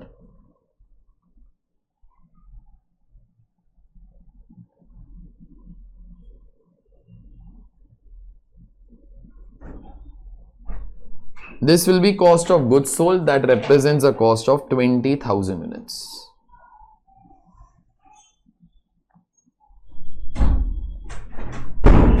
$32 lakhs. Can you say COGS onwards? In case you want to still show off, then you should divide by which quantity, beta? Quantity sold. In case you want to be doing that, that's okay. That will be coming to 160 only. Okay, but now it is not required. In case you are writing is only for show off. Okay, but you all can write it, please, because we all have written above also. You all write it. That's okay. Add S&D overheads. One thing more you all can write, actually, that is implied here also. We all charge the absorption rate. So therefore this is also absorbed amount only.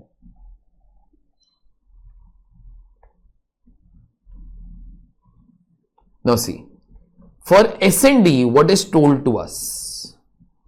S&D overheads are charged at the rate of 16 per unit sold. Now this thing I have spoken 100 times. Usually absorption costing does not apply to S&D, but if company applies, then we also apply, no?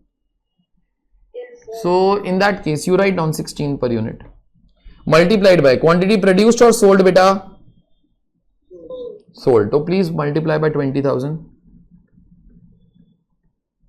3,20,000. This will give you cost of sales. 35,20,000. You can divide by quantity sold. That should be coming to 176. Add profit. Get sales. Beta, sales has to be the same figure everywhere. So 40 lakhs. Profit figure 4,80,000.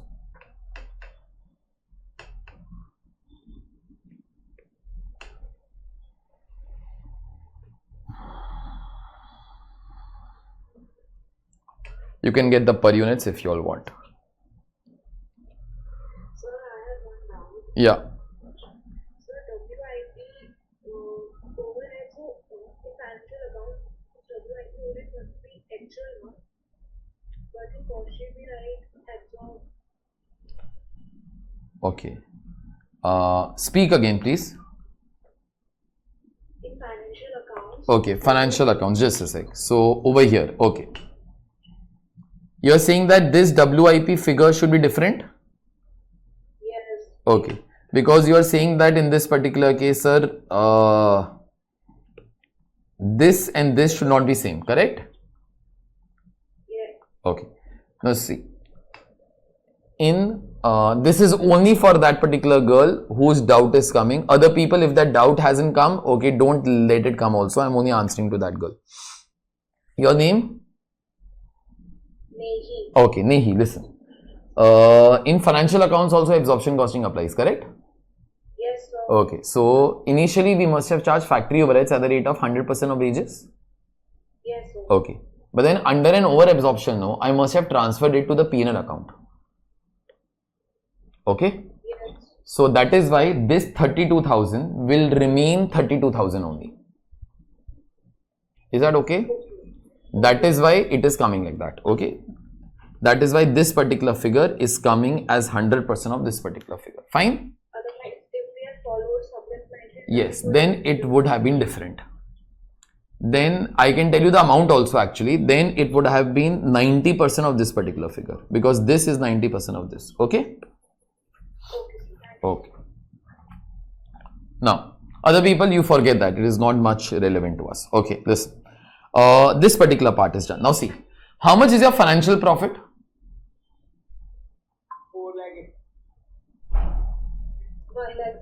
1,76,000. How much is your costing profit? 4 lakh. They don't tally, no, they are not same, no. You try to find out why the hell they are not same. So statement of reconciliation as per costing and financial account. On the first page, no, you all have approximately half side left. Okay, you all write down part C. Memorandum reconciliation. In case you want to be writing for time pass, you can write down the word account also if you all want. Memorandum reconciliation account, approximately for half a side.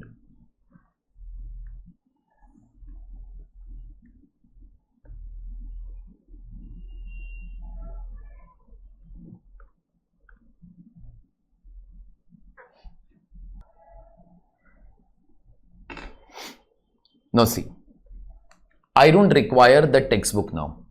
I have this, I have this. I will start to do the reconciliation.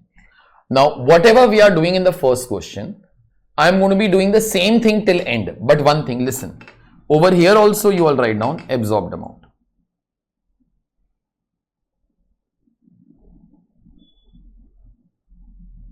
Usually absorption costing does not apply to S&D, but if company applies, then we also apply. Now, before I'll proceed now, one thing you all try to be seeing, whatever I have done right now in your cost sheet, same thing in this particular case, I have written over here. Listen. Administration overheads must be related to production as it is some percentage of factory cost. That is why we took it administration related to production. Unless and until told, raw material stock must be same only. Purchases have to be same in both the books. Combine above 2 points and it can be concluded that raw material consumed must also be same. Just a sec. I usually try to note down all the spelling errors so that in future books these errors will not happen.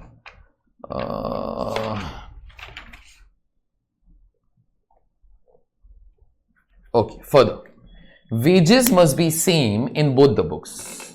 That is what we did. For overheads, use absorption rate given in costing. Okay. For overheads in costing, we carry forward the method by default. We've used the carry forward and hence we record absorbed amount only. So we all have recorded absorbed amount of the 3 overheads. Unless and until told, WIP stock will be same only. Okay. Finished goods stock will always be different in both the books. Use your fundas of costing and value finished goods stock as per cost sheet principles. So we valued our finished goods stock. Okay. This thing we will see on at a later on stage. Now see, what I will require right now are only these particular 2 things. Okay, now listen. I am first of all trying to blacken out whatever is same. See, reconciliation comes because of differences, no? Yes. Okay, so what all is same, I'm not interested. Material, labor, not interested. Okay. Further, factory overheads. Now see, listen. Now, when you all start this reconciliation, no, you are trying to reconcile 2 profit figures, costing profit, financial profit. Okay. You all tell me once and for all, 1 profit figure I will write on debit side, 1 profit figure I'll write down on the credit side. Whatever you will tell me, I'll establish that particular thing as a rule till end of this particular chapter only. Tell me which profit figure you want to be writing on which side. You will tell me costing profit you want to write on the credit side or on the debit side. I'm okay with any damn thing. Debit side. Okay, so costing profit you want to be writing on debit side. So that's okay for everybody? Yes. So till the end of this chapter, we are going to be doing that particular thing only. Please remind me if I do reverse. Okay. So you all have told me, sir, costing profit, let's write down on this side. Okay, I'm all okay. So costing profit was how much? 4,80,000. So then financial profit you should try to be writing down on the other side. Financial profit.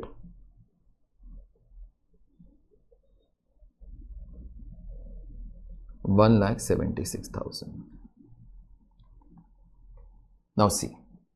Now next step is super important. Okay. You all selected the side. I did not say anything in that. But next thing that I am saying now, based upon the side that you all selected now, I am saying the next sentence. Very simple sentence, but remember it. Can we say if costing profit is put on the debit side by you all, okay, then if I want to be increasing this particular figure, I will have to write something on the credit side, no? Yes, sir. Okay. Can we say if I put something on credit side, if this is a balancing figure, it will rise, no? So therefore, in this particular case, if you all have written costing profit over here, then on the credit side, you write down all the reasons due to which costing profit will increase. Okay. This thing is dependent upon this. You all have written costing profit over here. If you all have written costing profit over here, then on the other side, you write down all those reasons because of which costing profit will increase.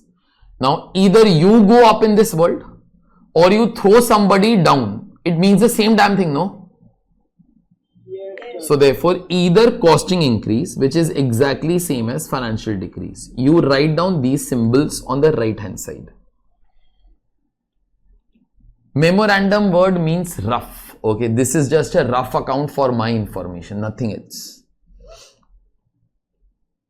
Then, exactly the reverse thing I'm telling over here. Can I say financial profit is written over here? On the other side, you write down all those reasons because of which, can you all speak further? costing will decrease or Financial profit will increase or costing will be going down.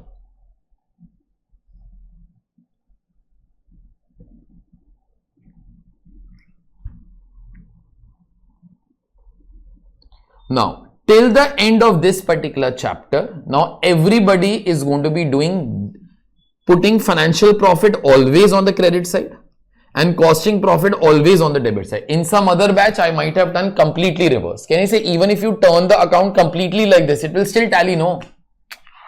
Yes. But if you ever decide to interchange this and this, beta, also decide to interchange your signs, huh, please. Yes, sir. Everybody okay? Yes, sir. Okay, now see. I am trying to do now, this is 8th standard job. Even if you were in 8th standard, you will be good in this. Okay, see. Direct material was same, I cancelled it. Direct labor was same, I cancelled it. Some useless things I am cancelling because they are just dummy totals. Prime cost is just a damn total. Gross factory cost is just a damn total. Net factory cost is just a total. COP is just a total. COGS is just a total. Okay. So all these totals I'm not interested, beta. I have to reconcile each and every individual stuff. Okay. So let's start it off. In beginning, listen to me. In beginning, you told me, sir, there are 3 reasons why costing and profit, why costing profit and financial profit will not be same. What was the first reason? Financial expenses and incomes. Tell me in this question, are there any financial expenses or incomes? Yes, sir. Yes. Can you say these particular 2 things? Now you all tell me, if some expenses are put in financial accounts and they are not put under cost accounts, tell me, financial profit will rise or fall? Fall. So can we say due to expenses only in costing, financial profit will be less? Is that all okay? Okay. If you will put goodwill written off only in financial accounts, financial profit will be higher or lower? Lower. Okay. Now, the moment it strikes you, sir, due to this, no, financial profit will be lower. Okay. Search your symbols. Financial profit will be lower. No. Financial profit will be lower. So, therefore, in this particular case, can we say these particular 2 things will be coming on the credit side? Financial profit will be lower. Is that all okay? Yes, sir. Okay. So, therefore, give a title over here. Expenses only in financial accounts. Underline it. Write down goodwill written off 3,20,000. Interest on borrowed capital 32,000. 3,52,000.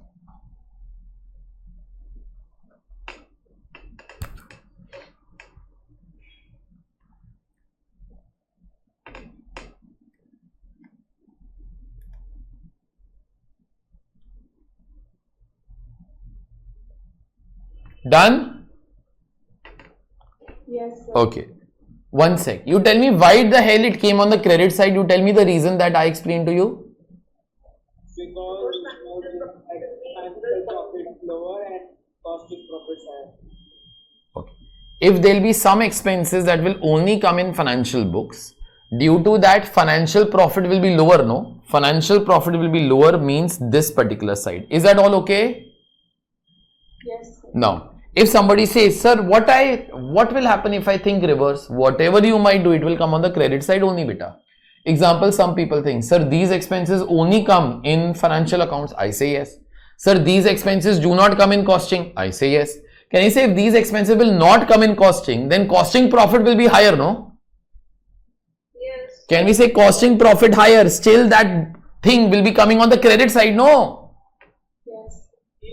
Okay, so this is all done. Okay, listen. Some people speak like Kumbkaran, as if you are always sleeping. The moment I'll ask a question, you will bloody get up and you will reply. Now listen. So whatever is over is over. Over. Now see.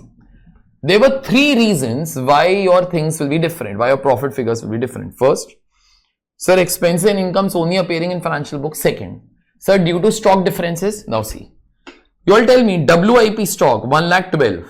In costing, your WIP stock was how much?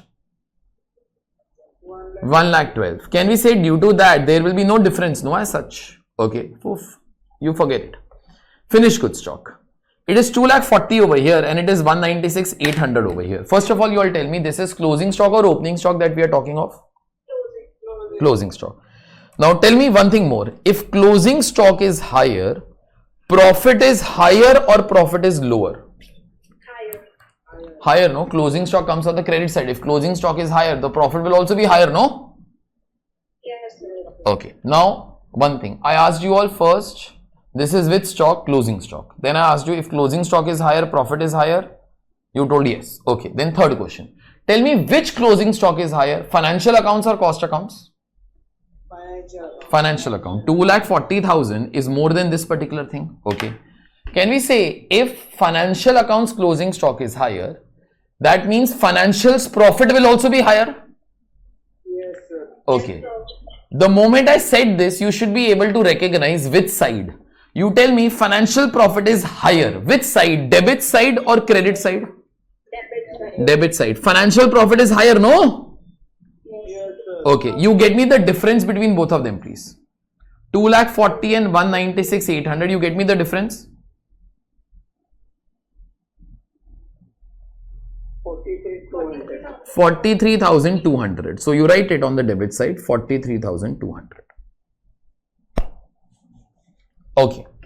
If somebody says, sir, I want to think from costings angle, you think from bloody any angle, side will always remain same only. Example, can you say closing stock in costing is lower? So can we say costings profit will also be lower? Yes, sir. Okay, tell me costing profit is lower. Beta, which side? Debit. Debit side. So side will remain same. Your side will never ever change. You think from financial angle or you think from costings angle. Okay, but now next thing is super important.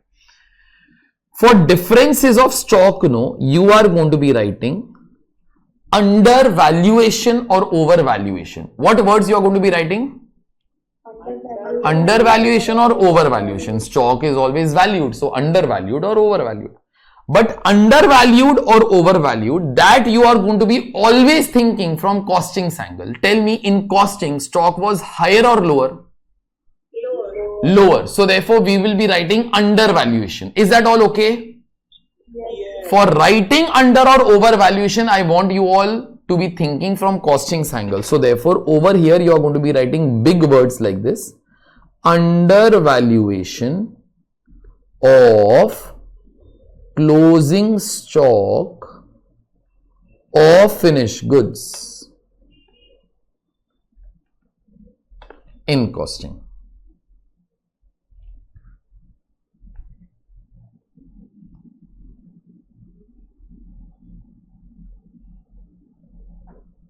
Done, beta? Yes, sir. Okay, then this job is over, finished goods stock is also over. So therefore, this particular work is also over.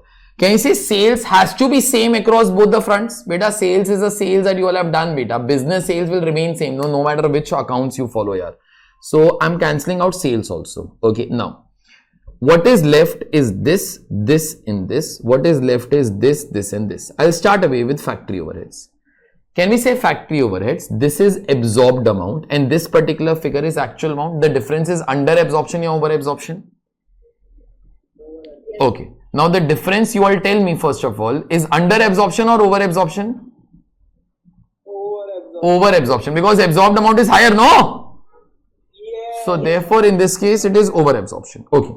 Now even if you don't want to be thinking, after 2 minutes you will be yourself saying also, sir, it is over absorption only. Okay, so if you can think it, it is far better. But then if you all cannot think, after 2 minutes, in any case you will say, sir, it is over absorption only. Now listen, forget about anything. Can we say in financial accounts you all have recorded 7,20,000, but in cost accounts you all have recorded 8 lakhs. Can we say this 7,20,000 and 8 lakhs is an expense? No, it is factory overheads. No.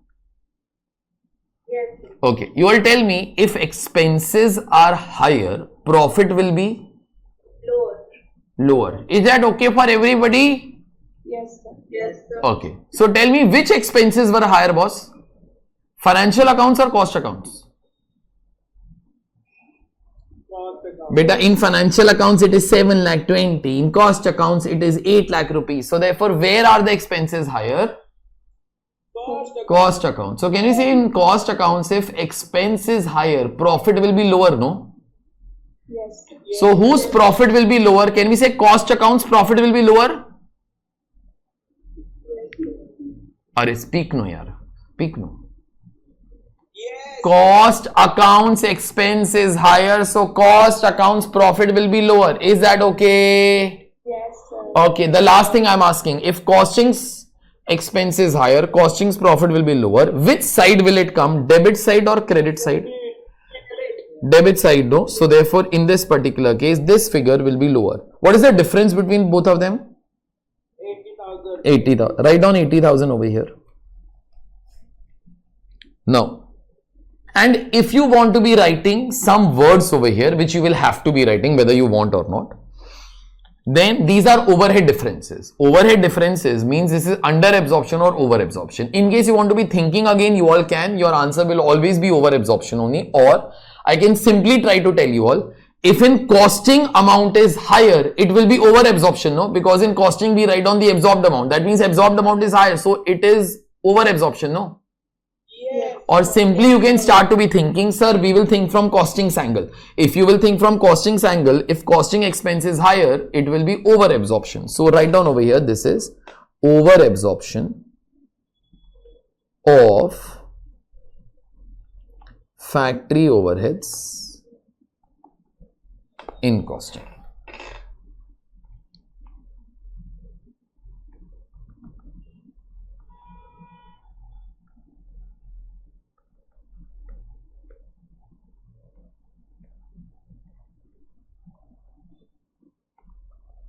So this figure is altogether done. This figure is altogether done. Then administration. Now please be quick because else it becomes very boring. 4,16,000 it becomes, in costing it is 308800. Tell me, expense is higher where? Under financial accounts or cost accounts? Financial accounts. So can we say financial profit will be lower, no? Yes, sir. Okay, financial profit will be lower. Which side, beta? Credit side. You write down the difference between them. What's the difference between them?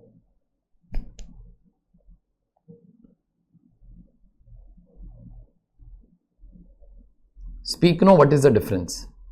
4,16,000 minus 308800. 107,200, no? Okay. Against, oh, you all got this, no? Now, Yes, sir. for the overhead differences, you are always going to be writing under absorption or over absorption. But under absorption or over absorption, you think from costings angle, it will be far faster. Tell me, in costing, amount is lower or higher? Lower. So therefore, the words that you all will be writing, write down under absorption of administration overheads in costing. So admin is also done. S&D, can you do yourself, please?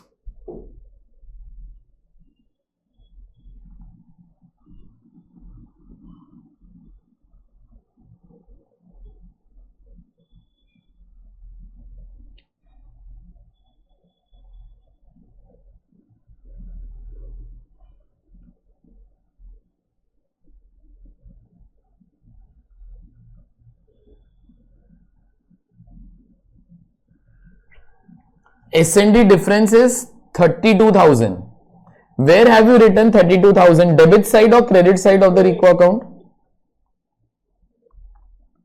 On debit. Debit side. Costing expense is higher, so costing profit will be lower, no? So 32,000. And see one thing, we all are that intelligent that we all understand this particular thing. But on debit side, you all have written over absorption one. So therefore, this particular thing also will be over absorption, no? Yes. Okay, so write down over absorption of S&D in costing.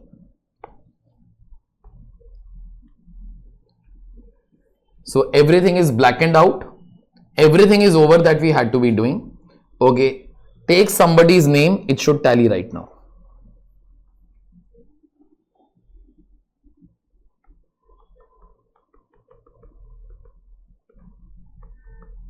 If it does not tally, start to take somebody else's name then.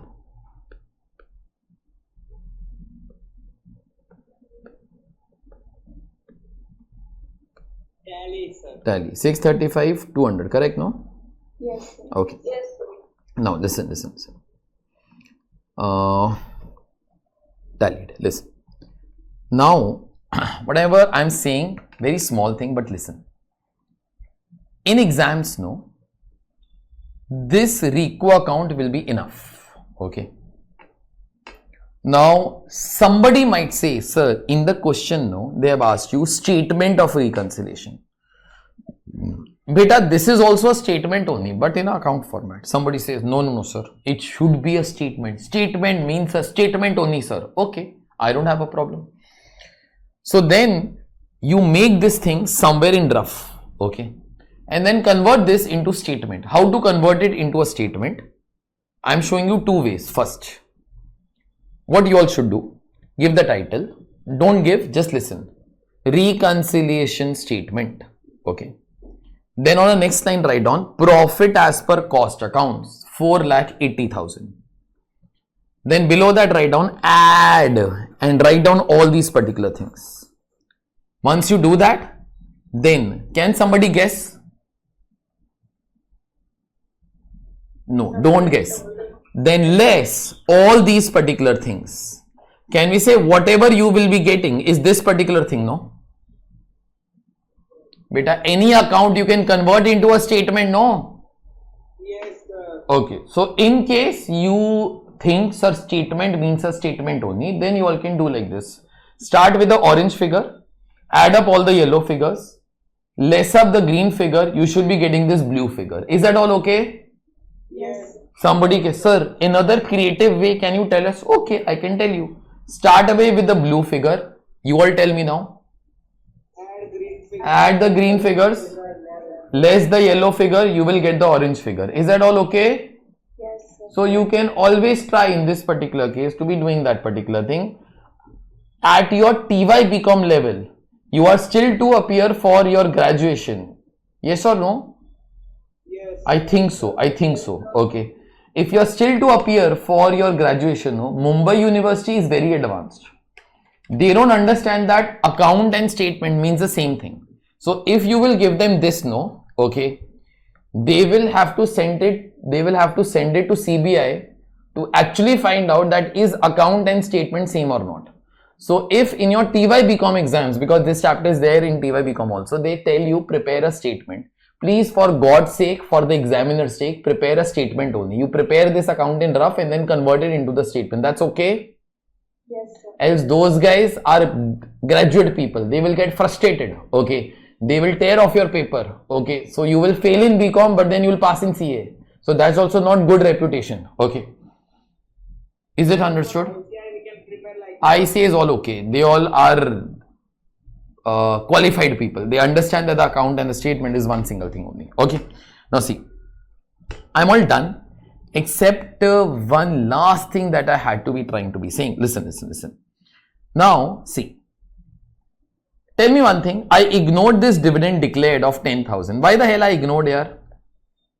because it comes in PNL. It comes in P&L appropriation account. Now in life, no, one thing I'm saying out of personal things, don't obey rules in studies too much, because in practical life, no, whatever you want you can always be doing. Example, they have asked you profit as per financial accounts.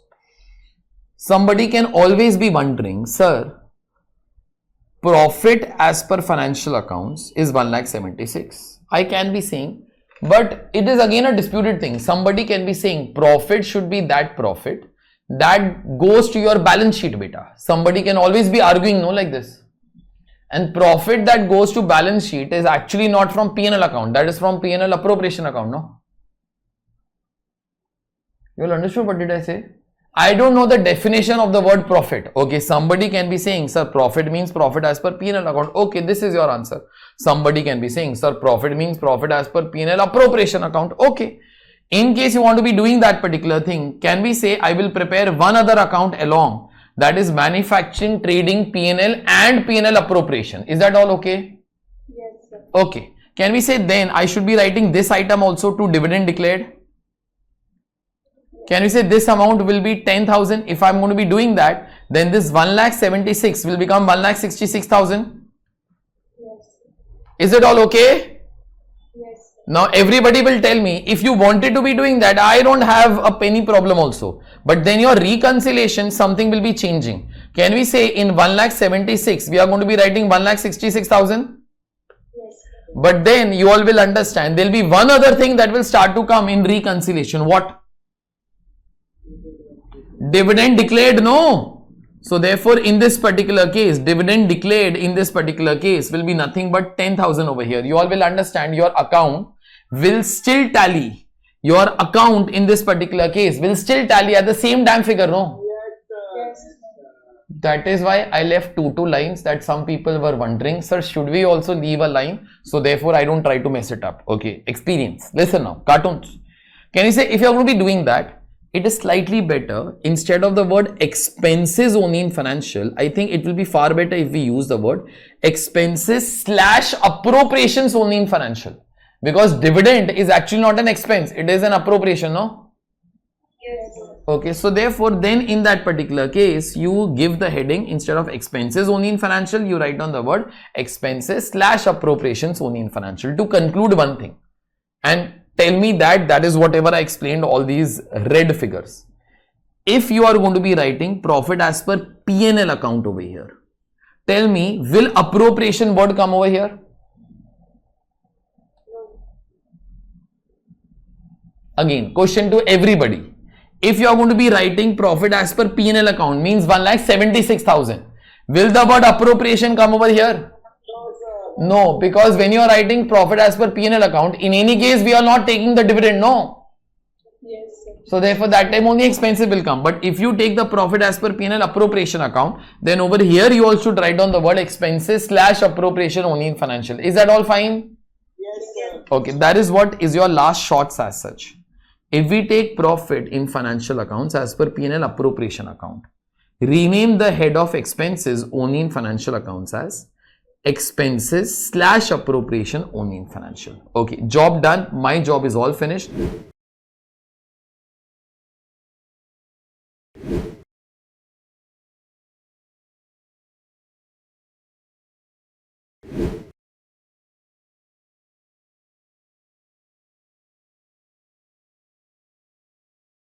Your job is going to be starting now. Listen, you're going to be finishing off question number 11 by yourself. Okay, listen very carefully. In the last question, we did 3 jobs. In this question, 1 job is done for you. You all will understand. SV Limited has furnished you the following financial books for the year ended 30th of June 2022. Can you say financial books are given to you? This profit is given to you. So therefore, you need not make manufacturing, trading and P&L account? Yes, sir. Okay. Now, this is opening stock, but opening stock can be of raw material, WIP and finished goods. It should be opening stock of what? Wait. 500 units at 35. Can you say over here, directly materials consumed is given. So therefore, raw material stock must be adjusted over here only, no? Yes, sir. So therefore, can we say now these particular stocks can either be opening and closing stocks of WIP or opening or closing stock of finished goods. Is that all okay? Yes, sir. Can we say if nothing is told, we should assume it to be opening stock of finished goods only, no? Yes, sir. Okay, if it will be WIP, they'll give you, yeah, I think. That much I think the sum should be doing for us. Okay, so these must be opening and closing stock of finished goods. So in case you want to be writing, you can write down opening stock of finished goods, closing stock of finished goods. That is implied in the question. Now see. So opening stock of finished goods 500 at the rate of 35.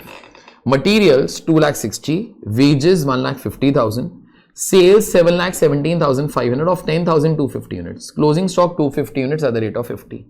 This is gross profit. Okay, gross profit comes over here. Interest, rent received, factory admin S&D. Now see this thing, bad debts. First lecture of costing. You all remember for bad debts there are 2 options. Either you treat it as S&D or you treat it as financial expense. You all remember your first lecture? Yes. Now, sir, what to do now, sir? Whatever we want and we'll write down the note to that effect? No. I'm telling you all what is to be done. If bad debts, I've told you this thing in past also. For any disputed expense, do whatever the company says. For any disputed expense, do whatever the company says. Sir, should we go and ask to SV Limited, what do you do? Okay, you go and ask them. But it is quite visible from here. The fact that bad debts is given separately from selling expenses. Can we say company must not be treating bad debts as part of selling expense? Yes, sir. So therefore, if it is not selling expense, means company will treat it as financial expense. Is that all okay? Yes. Okay. Same way, preliminary expenses will be financial expense only. Okay. Preliminary expenses usually means the company formation expenses up and so on. These are all one-time expenses that do not come under factory, admin or S&D beta. This is your net profit. Okay. The cost sheet shows that cost of material at 26 per unit, labor cost at rupees 15 per unit. Factory overheads are absorbed at 60% of labor cost. Remember this absorption rate. Administration overheads are absorbed at 20% of factory cost. Admin are absorbed at 20% of factory cost. Speak next line. It is administration related to production. It must be administration related to production because it is some percentage of factory cost. Selling expenses are charged at 6 per unit sold. Now, this thing everybody will underline. Everybody will underline this particular sentence that I am about to be reading now. And that thing is opening stock of finished goods is valued at 45. Can we say this data is of costing? No. So in costing books, you have valued finished goods stock at what rate beta? 45. Okay. You are required to prepare profit. You are required to reconcile the profit between costing and financial accounts. First of all, you will tell me, do you have profit as per financial accounts? Yes. Okay. How much is that? 48,000. 48,000. I will do with you profit as per costing. Okay. Means I'll try to make cost sheet and do it for you. You all try to give me the reconciliation. Okay. Deal done? Yes. Okay. So write down cost sheet for the year ended 30th of June 2022. Cost sheet for the year ended 30th of June 2022.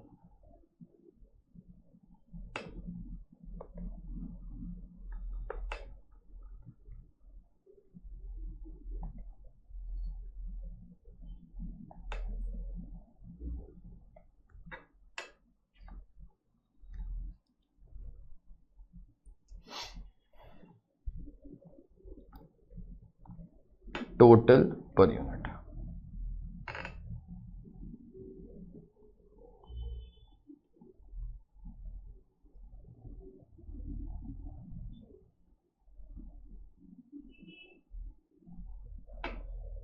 Done, beta? Yes. Okay, listen.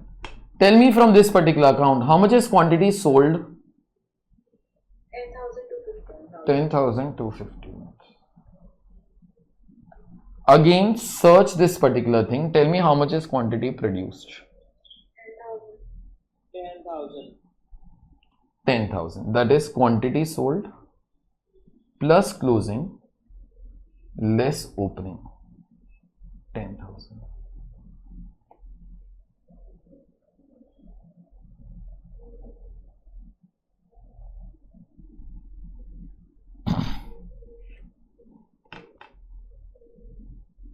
Let's start. Direct material consumed. I'm making the cost sheet beta first. That let's make it, then we'll start to put in the numbers. Prime cost, add factory overheads. Beta, in this question, no, there is no WIP stock. So I'm not writing gross factory cost, adjust WIP and get net factory cost.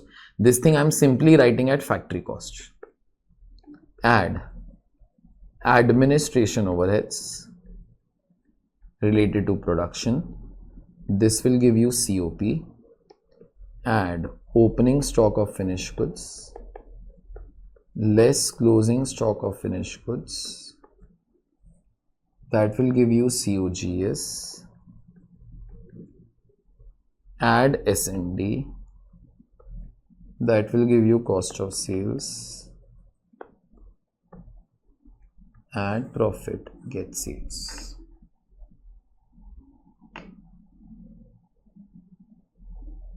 One thing I'm asking you, you are interested in show off?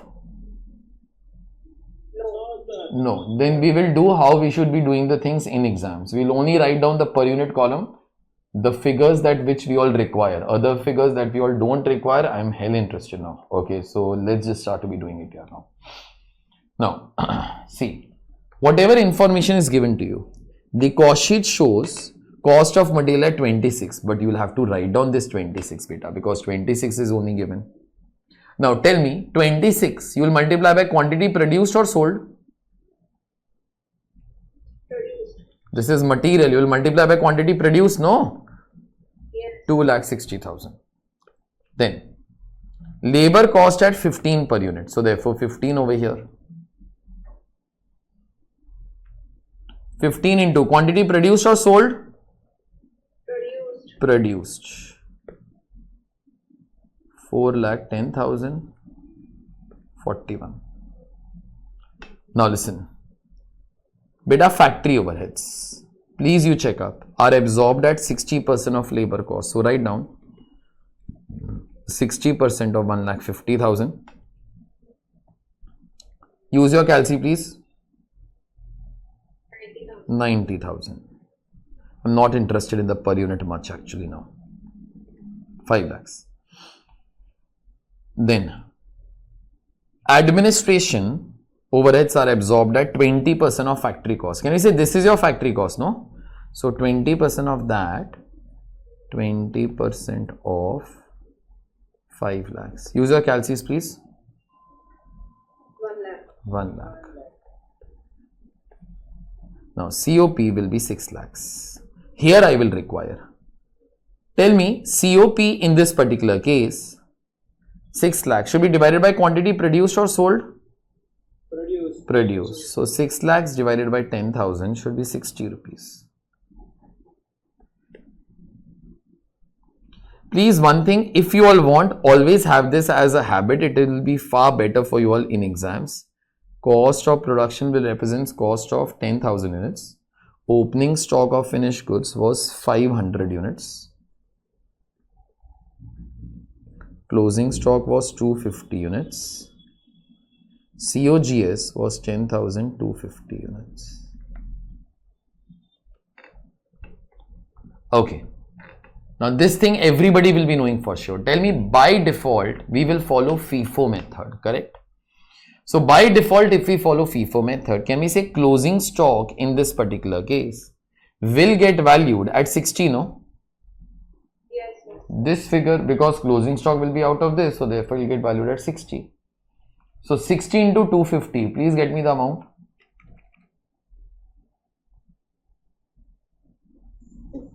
15,000. And see, for opening stock, no, they will give you beta. From where will I come to know that figure in costing? See, if closing stocks, this is 1,50,000 or 15,000? 15,000. Okay.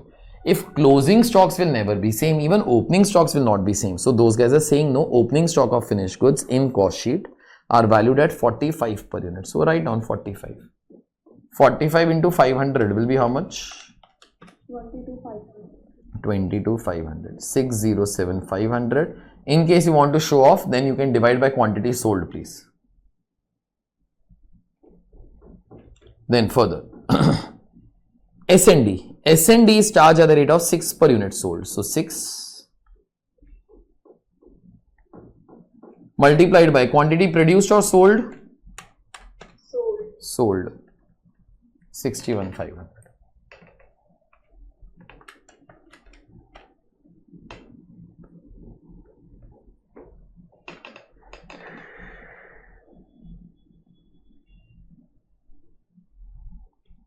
Sales 7,17,500.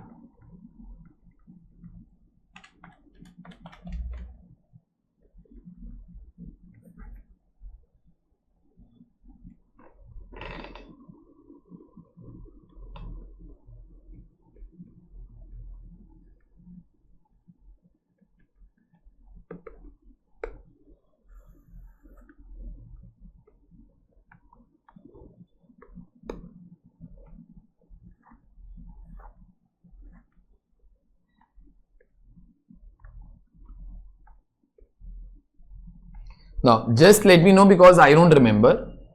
Whenever we made RECO the last time, you all had put costing profit on debit side or credit side? Debit side. Debit side. So, we will like to be doing the same thing. If you take your books and tally them with some other batch, okay, it could be reverse also. Okay, so I don't know, but then you all will understand if these two things will interchange, even the signs will interchange. Ultimately, account will tally at the same figure, no? Yes, sir. Okay, so it's all fine, please. So costing profit is 48,500.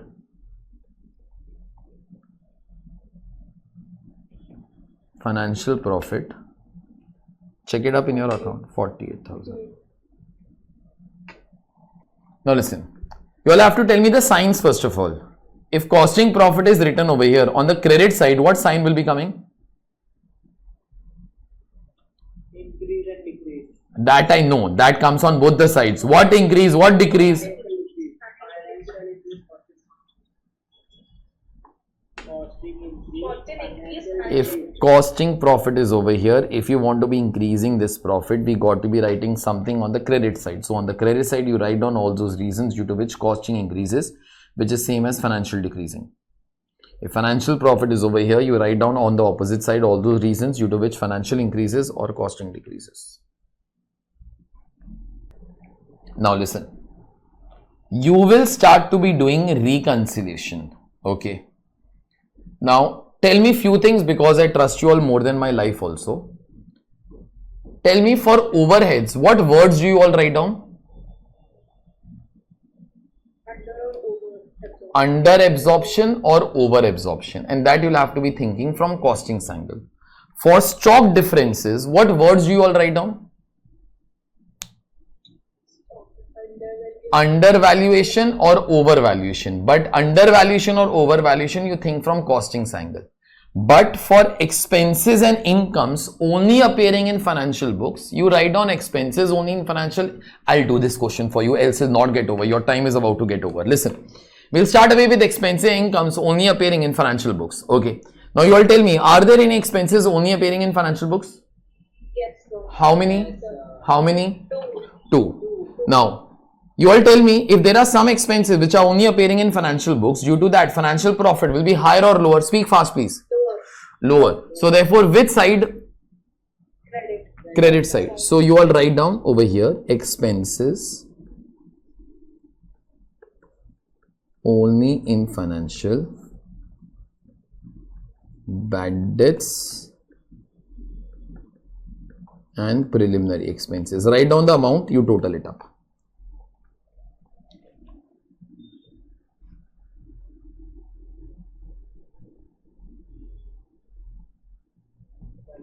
Now, can we say one thing that is very obvious? If expenses only in financial have come on the credit side, can you all speak the next sentence? Incomes only in financial will be coming on the debit side, no? Yes. There are 2 incomes in financial accounts na beta, these 2 incomes, no?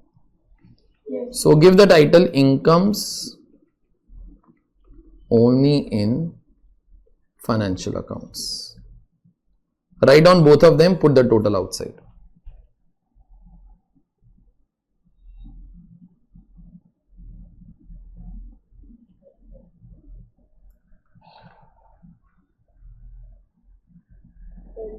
Okay, further. Now see, what all is over, I am just trying to cancel it out. So therefore, over. Further, let me talk of 3 overheads beta. 94,750 in your cost sheet, it was 90,000. So first of all, tell me, factory overheads is higher in cost accounts or financial accounts? Financial accounts. Tell me, financial accounts expenses higher. So financial accounts, speak the next sentence, profit will be? Lower. Everybody will speak again. In financial accounts, it is 94,750. Here it is 90,000. So therefore, expenses higher in financial accounts. So financial profit will be lower. So which side? Credit side, no? Financial profit will be lower. Okay, so therefore, in that particular case, the difference is 4750. Now, this is overheads. Overheads differences are under absorption or over absorption. But under or over, you think from costing's angle. You will tell me in costing, the amount was higher or lower?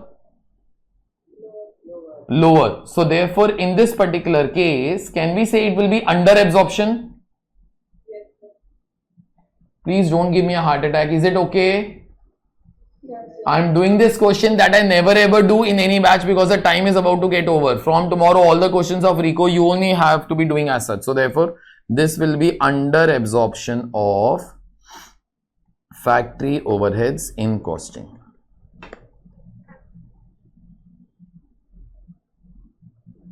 Next thing, let's talk of in this case your administration. Your administration is 1,06,000 over here, but in costing it is 1 lakh. So tell me, expenses are in financial accounts or cost accounts? Financial. Financial account. If financial accounts expense is higher, financial accounts profit will be lower. Which side, beta? Credit side. Credit side. That's 6,000. You can just copy the words, no, from here. It is the same side, no? Yes. So therefore, under absorption of administration overheads in costing. Then for S&D, 55,000, 61,500. Tell me, expenses higher in? Expenses higher in costing, no? Yes. So costing's profit will be lower. Which side, beta? Debit side. What is the difference? 6,500. What words you are planning to write down? Over absorption of S&D overheads, no? S&D overheads in costing.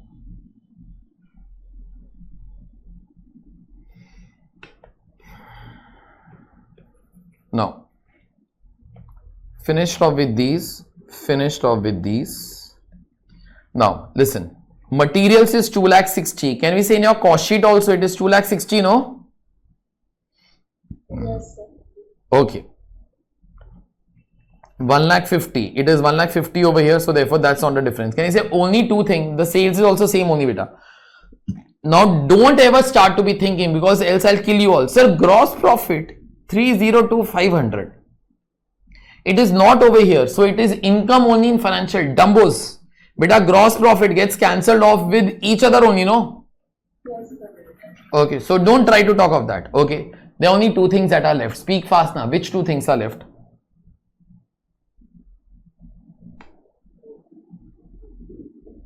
Okay. Don't speak like Ant-Man. Please speak properly. Which two things are left to reconcile?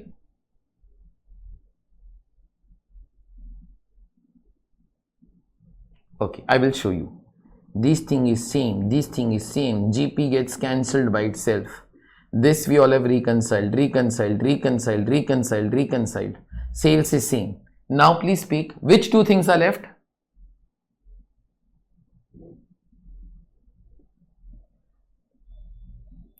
Opening and closing stock. Opening and closing stock. So in this particular case, we will try to reconcile opening and the closing stocks. Let's talk of the closing stocks first. Closing stocks in this particular case is 12,500. Okay. So you all tell me in costing, how much is a closing stock?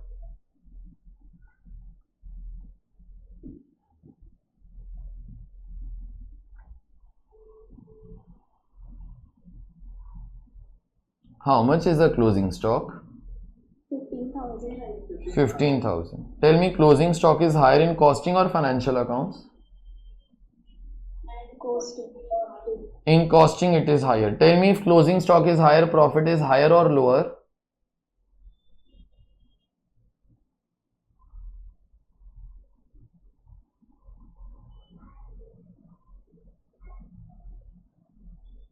If closing stock is higher, profit is higher or lower?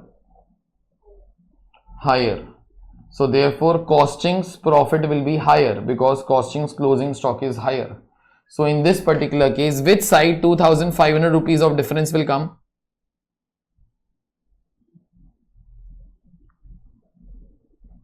Debit. 2,500 rupees. This is 12,500. This is 15,000. Closing stock is higher where? Costing. If closing stock is higher, profit is higher or lower? Profit is higher. So if costing's closing stock is higher, costing's profit will be higher, no? Yes, Which side 2,500 amount of difference will come? credit side. Credit side. Write down 2,500. For stocks, what words do we use? Overvaluation of closing stock. We use the words undervaluation or overvaluation. But undervaluation or overvaluation you think from costing's angle. So therefore in costing the stock figure was higher, no? So therefore it will be overvaluation of closing stock of finished goods in costing.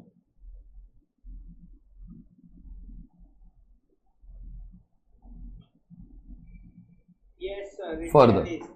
Further, then there is one last thing that is left, 17,500. This is the opening stock over here. The opening stock in case of costing in this particular case is 22,500. So in costing the opening stock is higher. If opening stock is higher, profit is lower. So in costing the opening stock is higher, costing's profit will be lower. First of all, I want the difference between them. 17,500, 22,500, it is 5,000.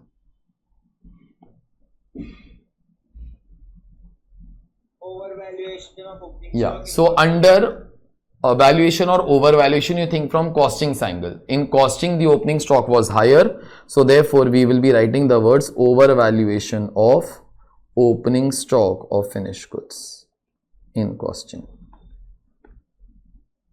That's it. All the things are done. You all can tally it up.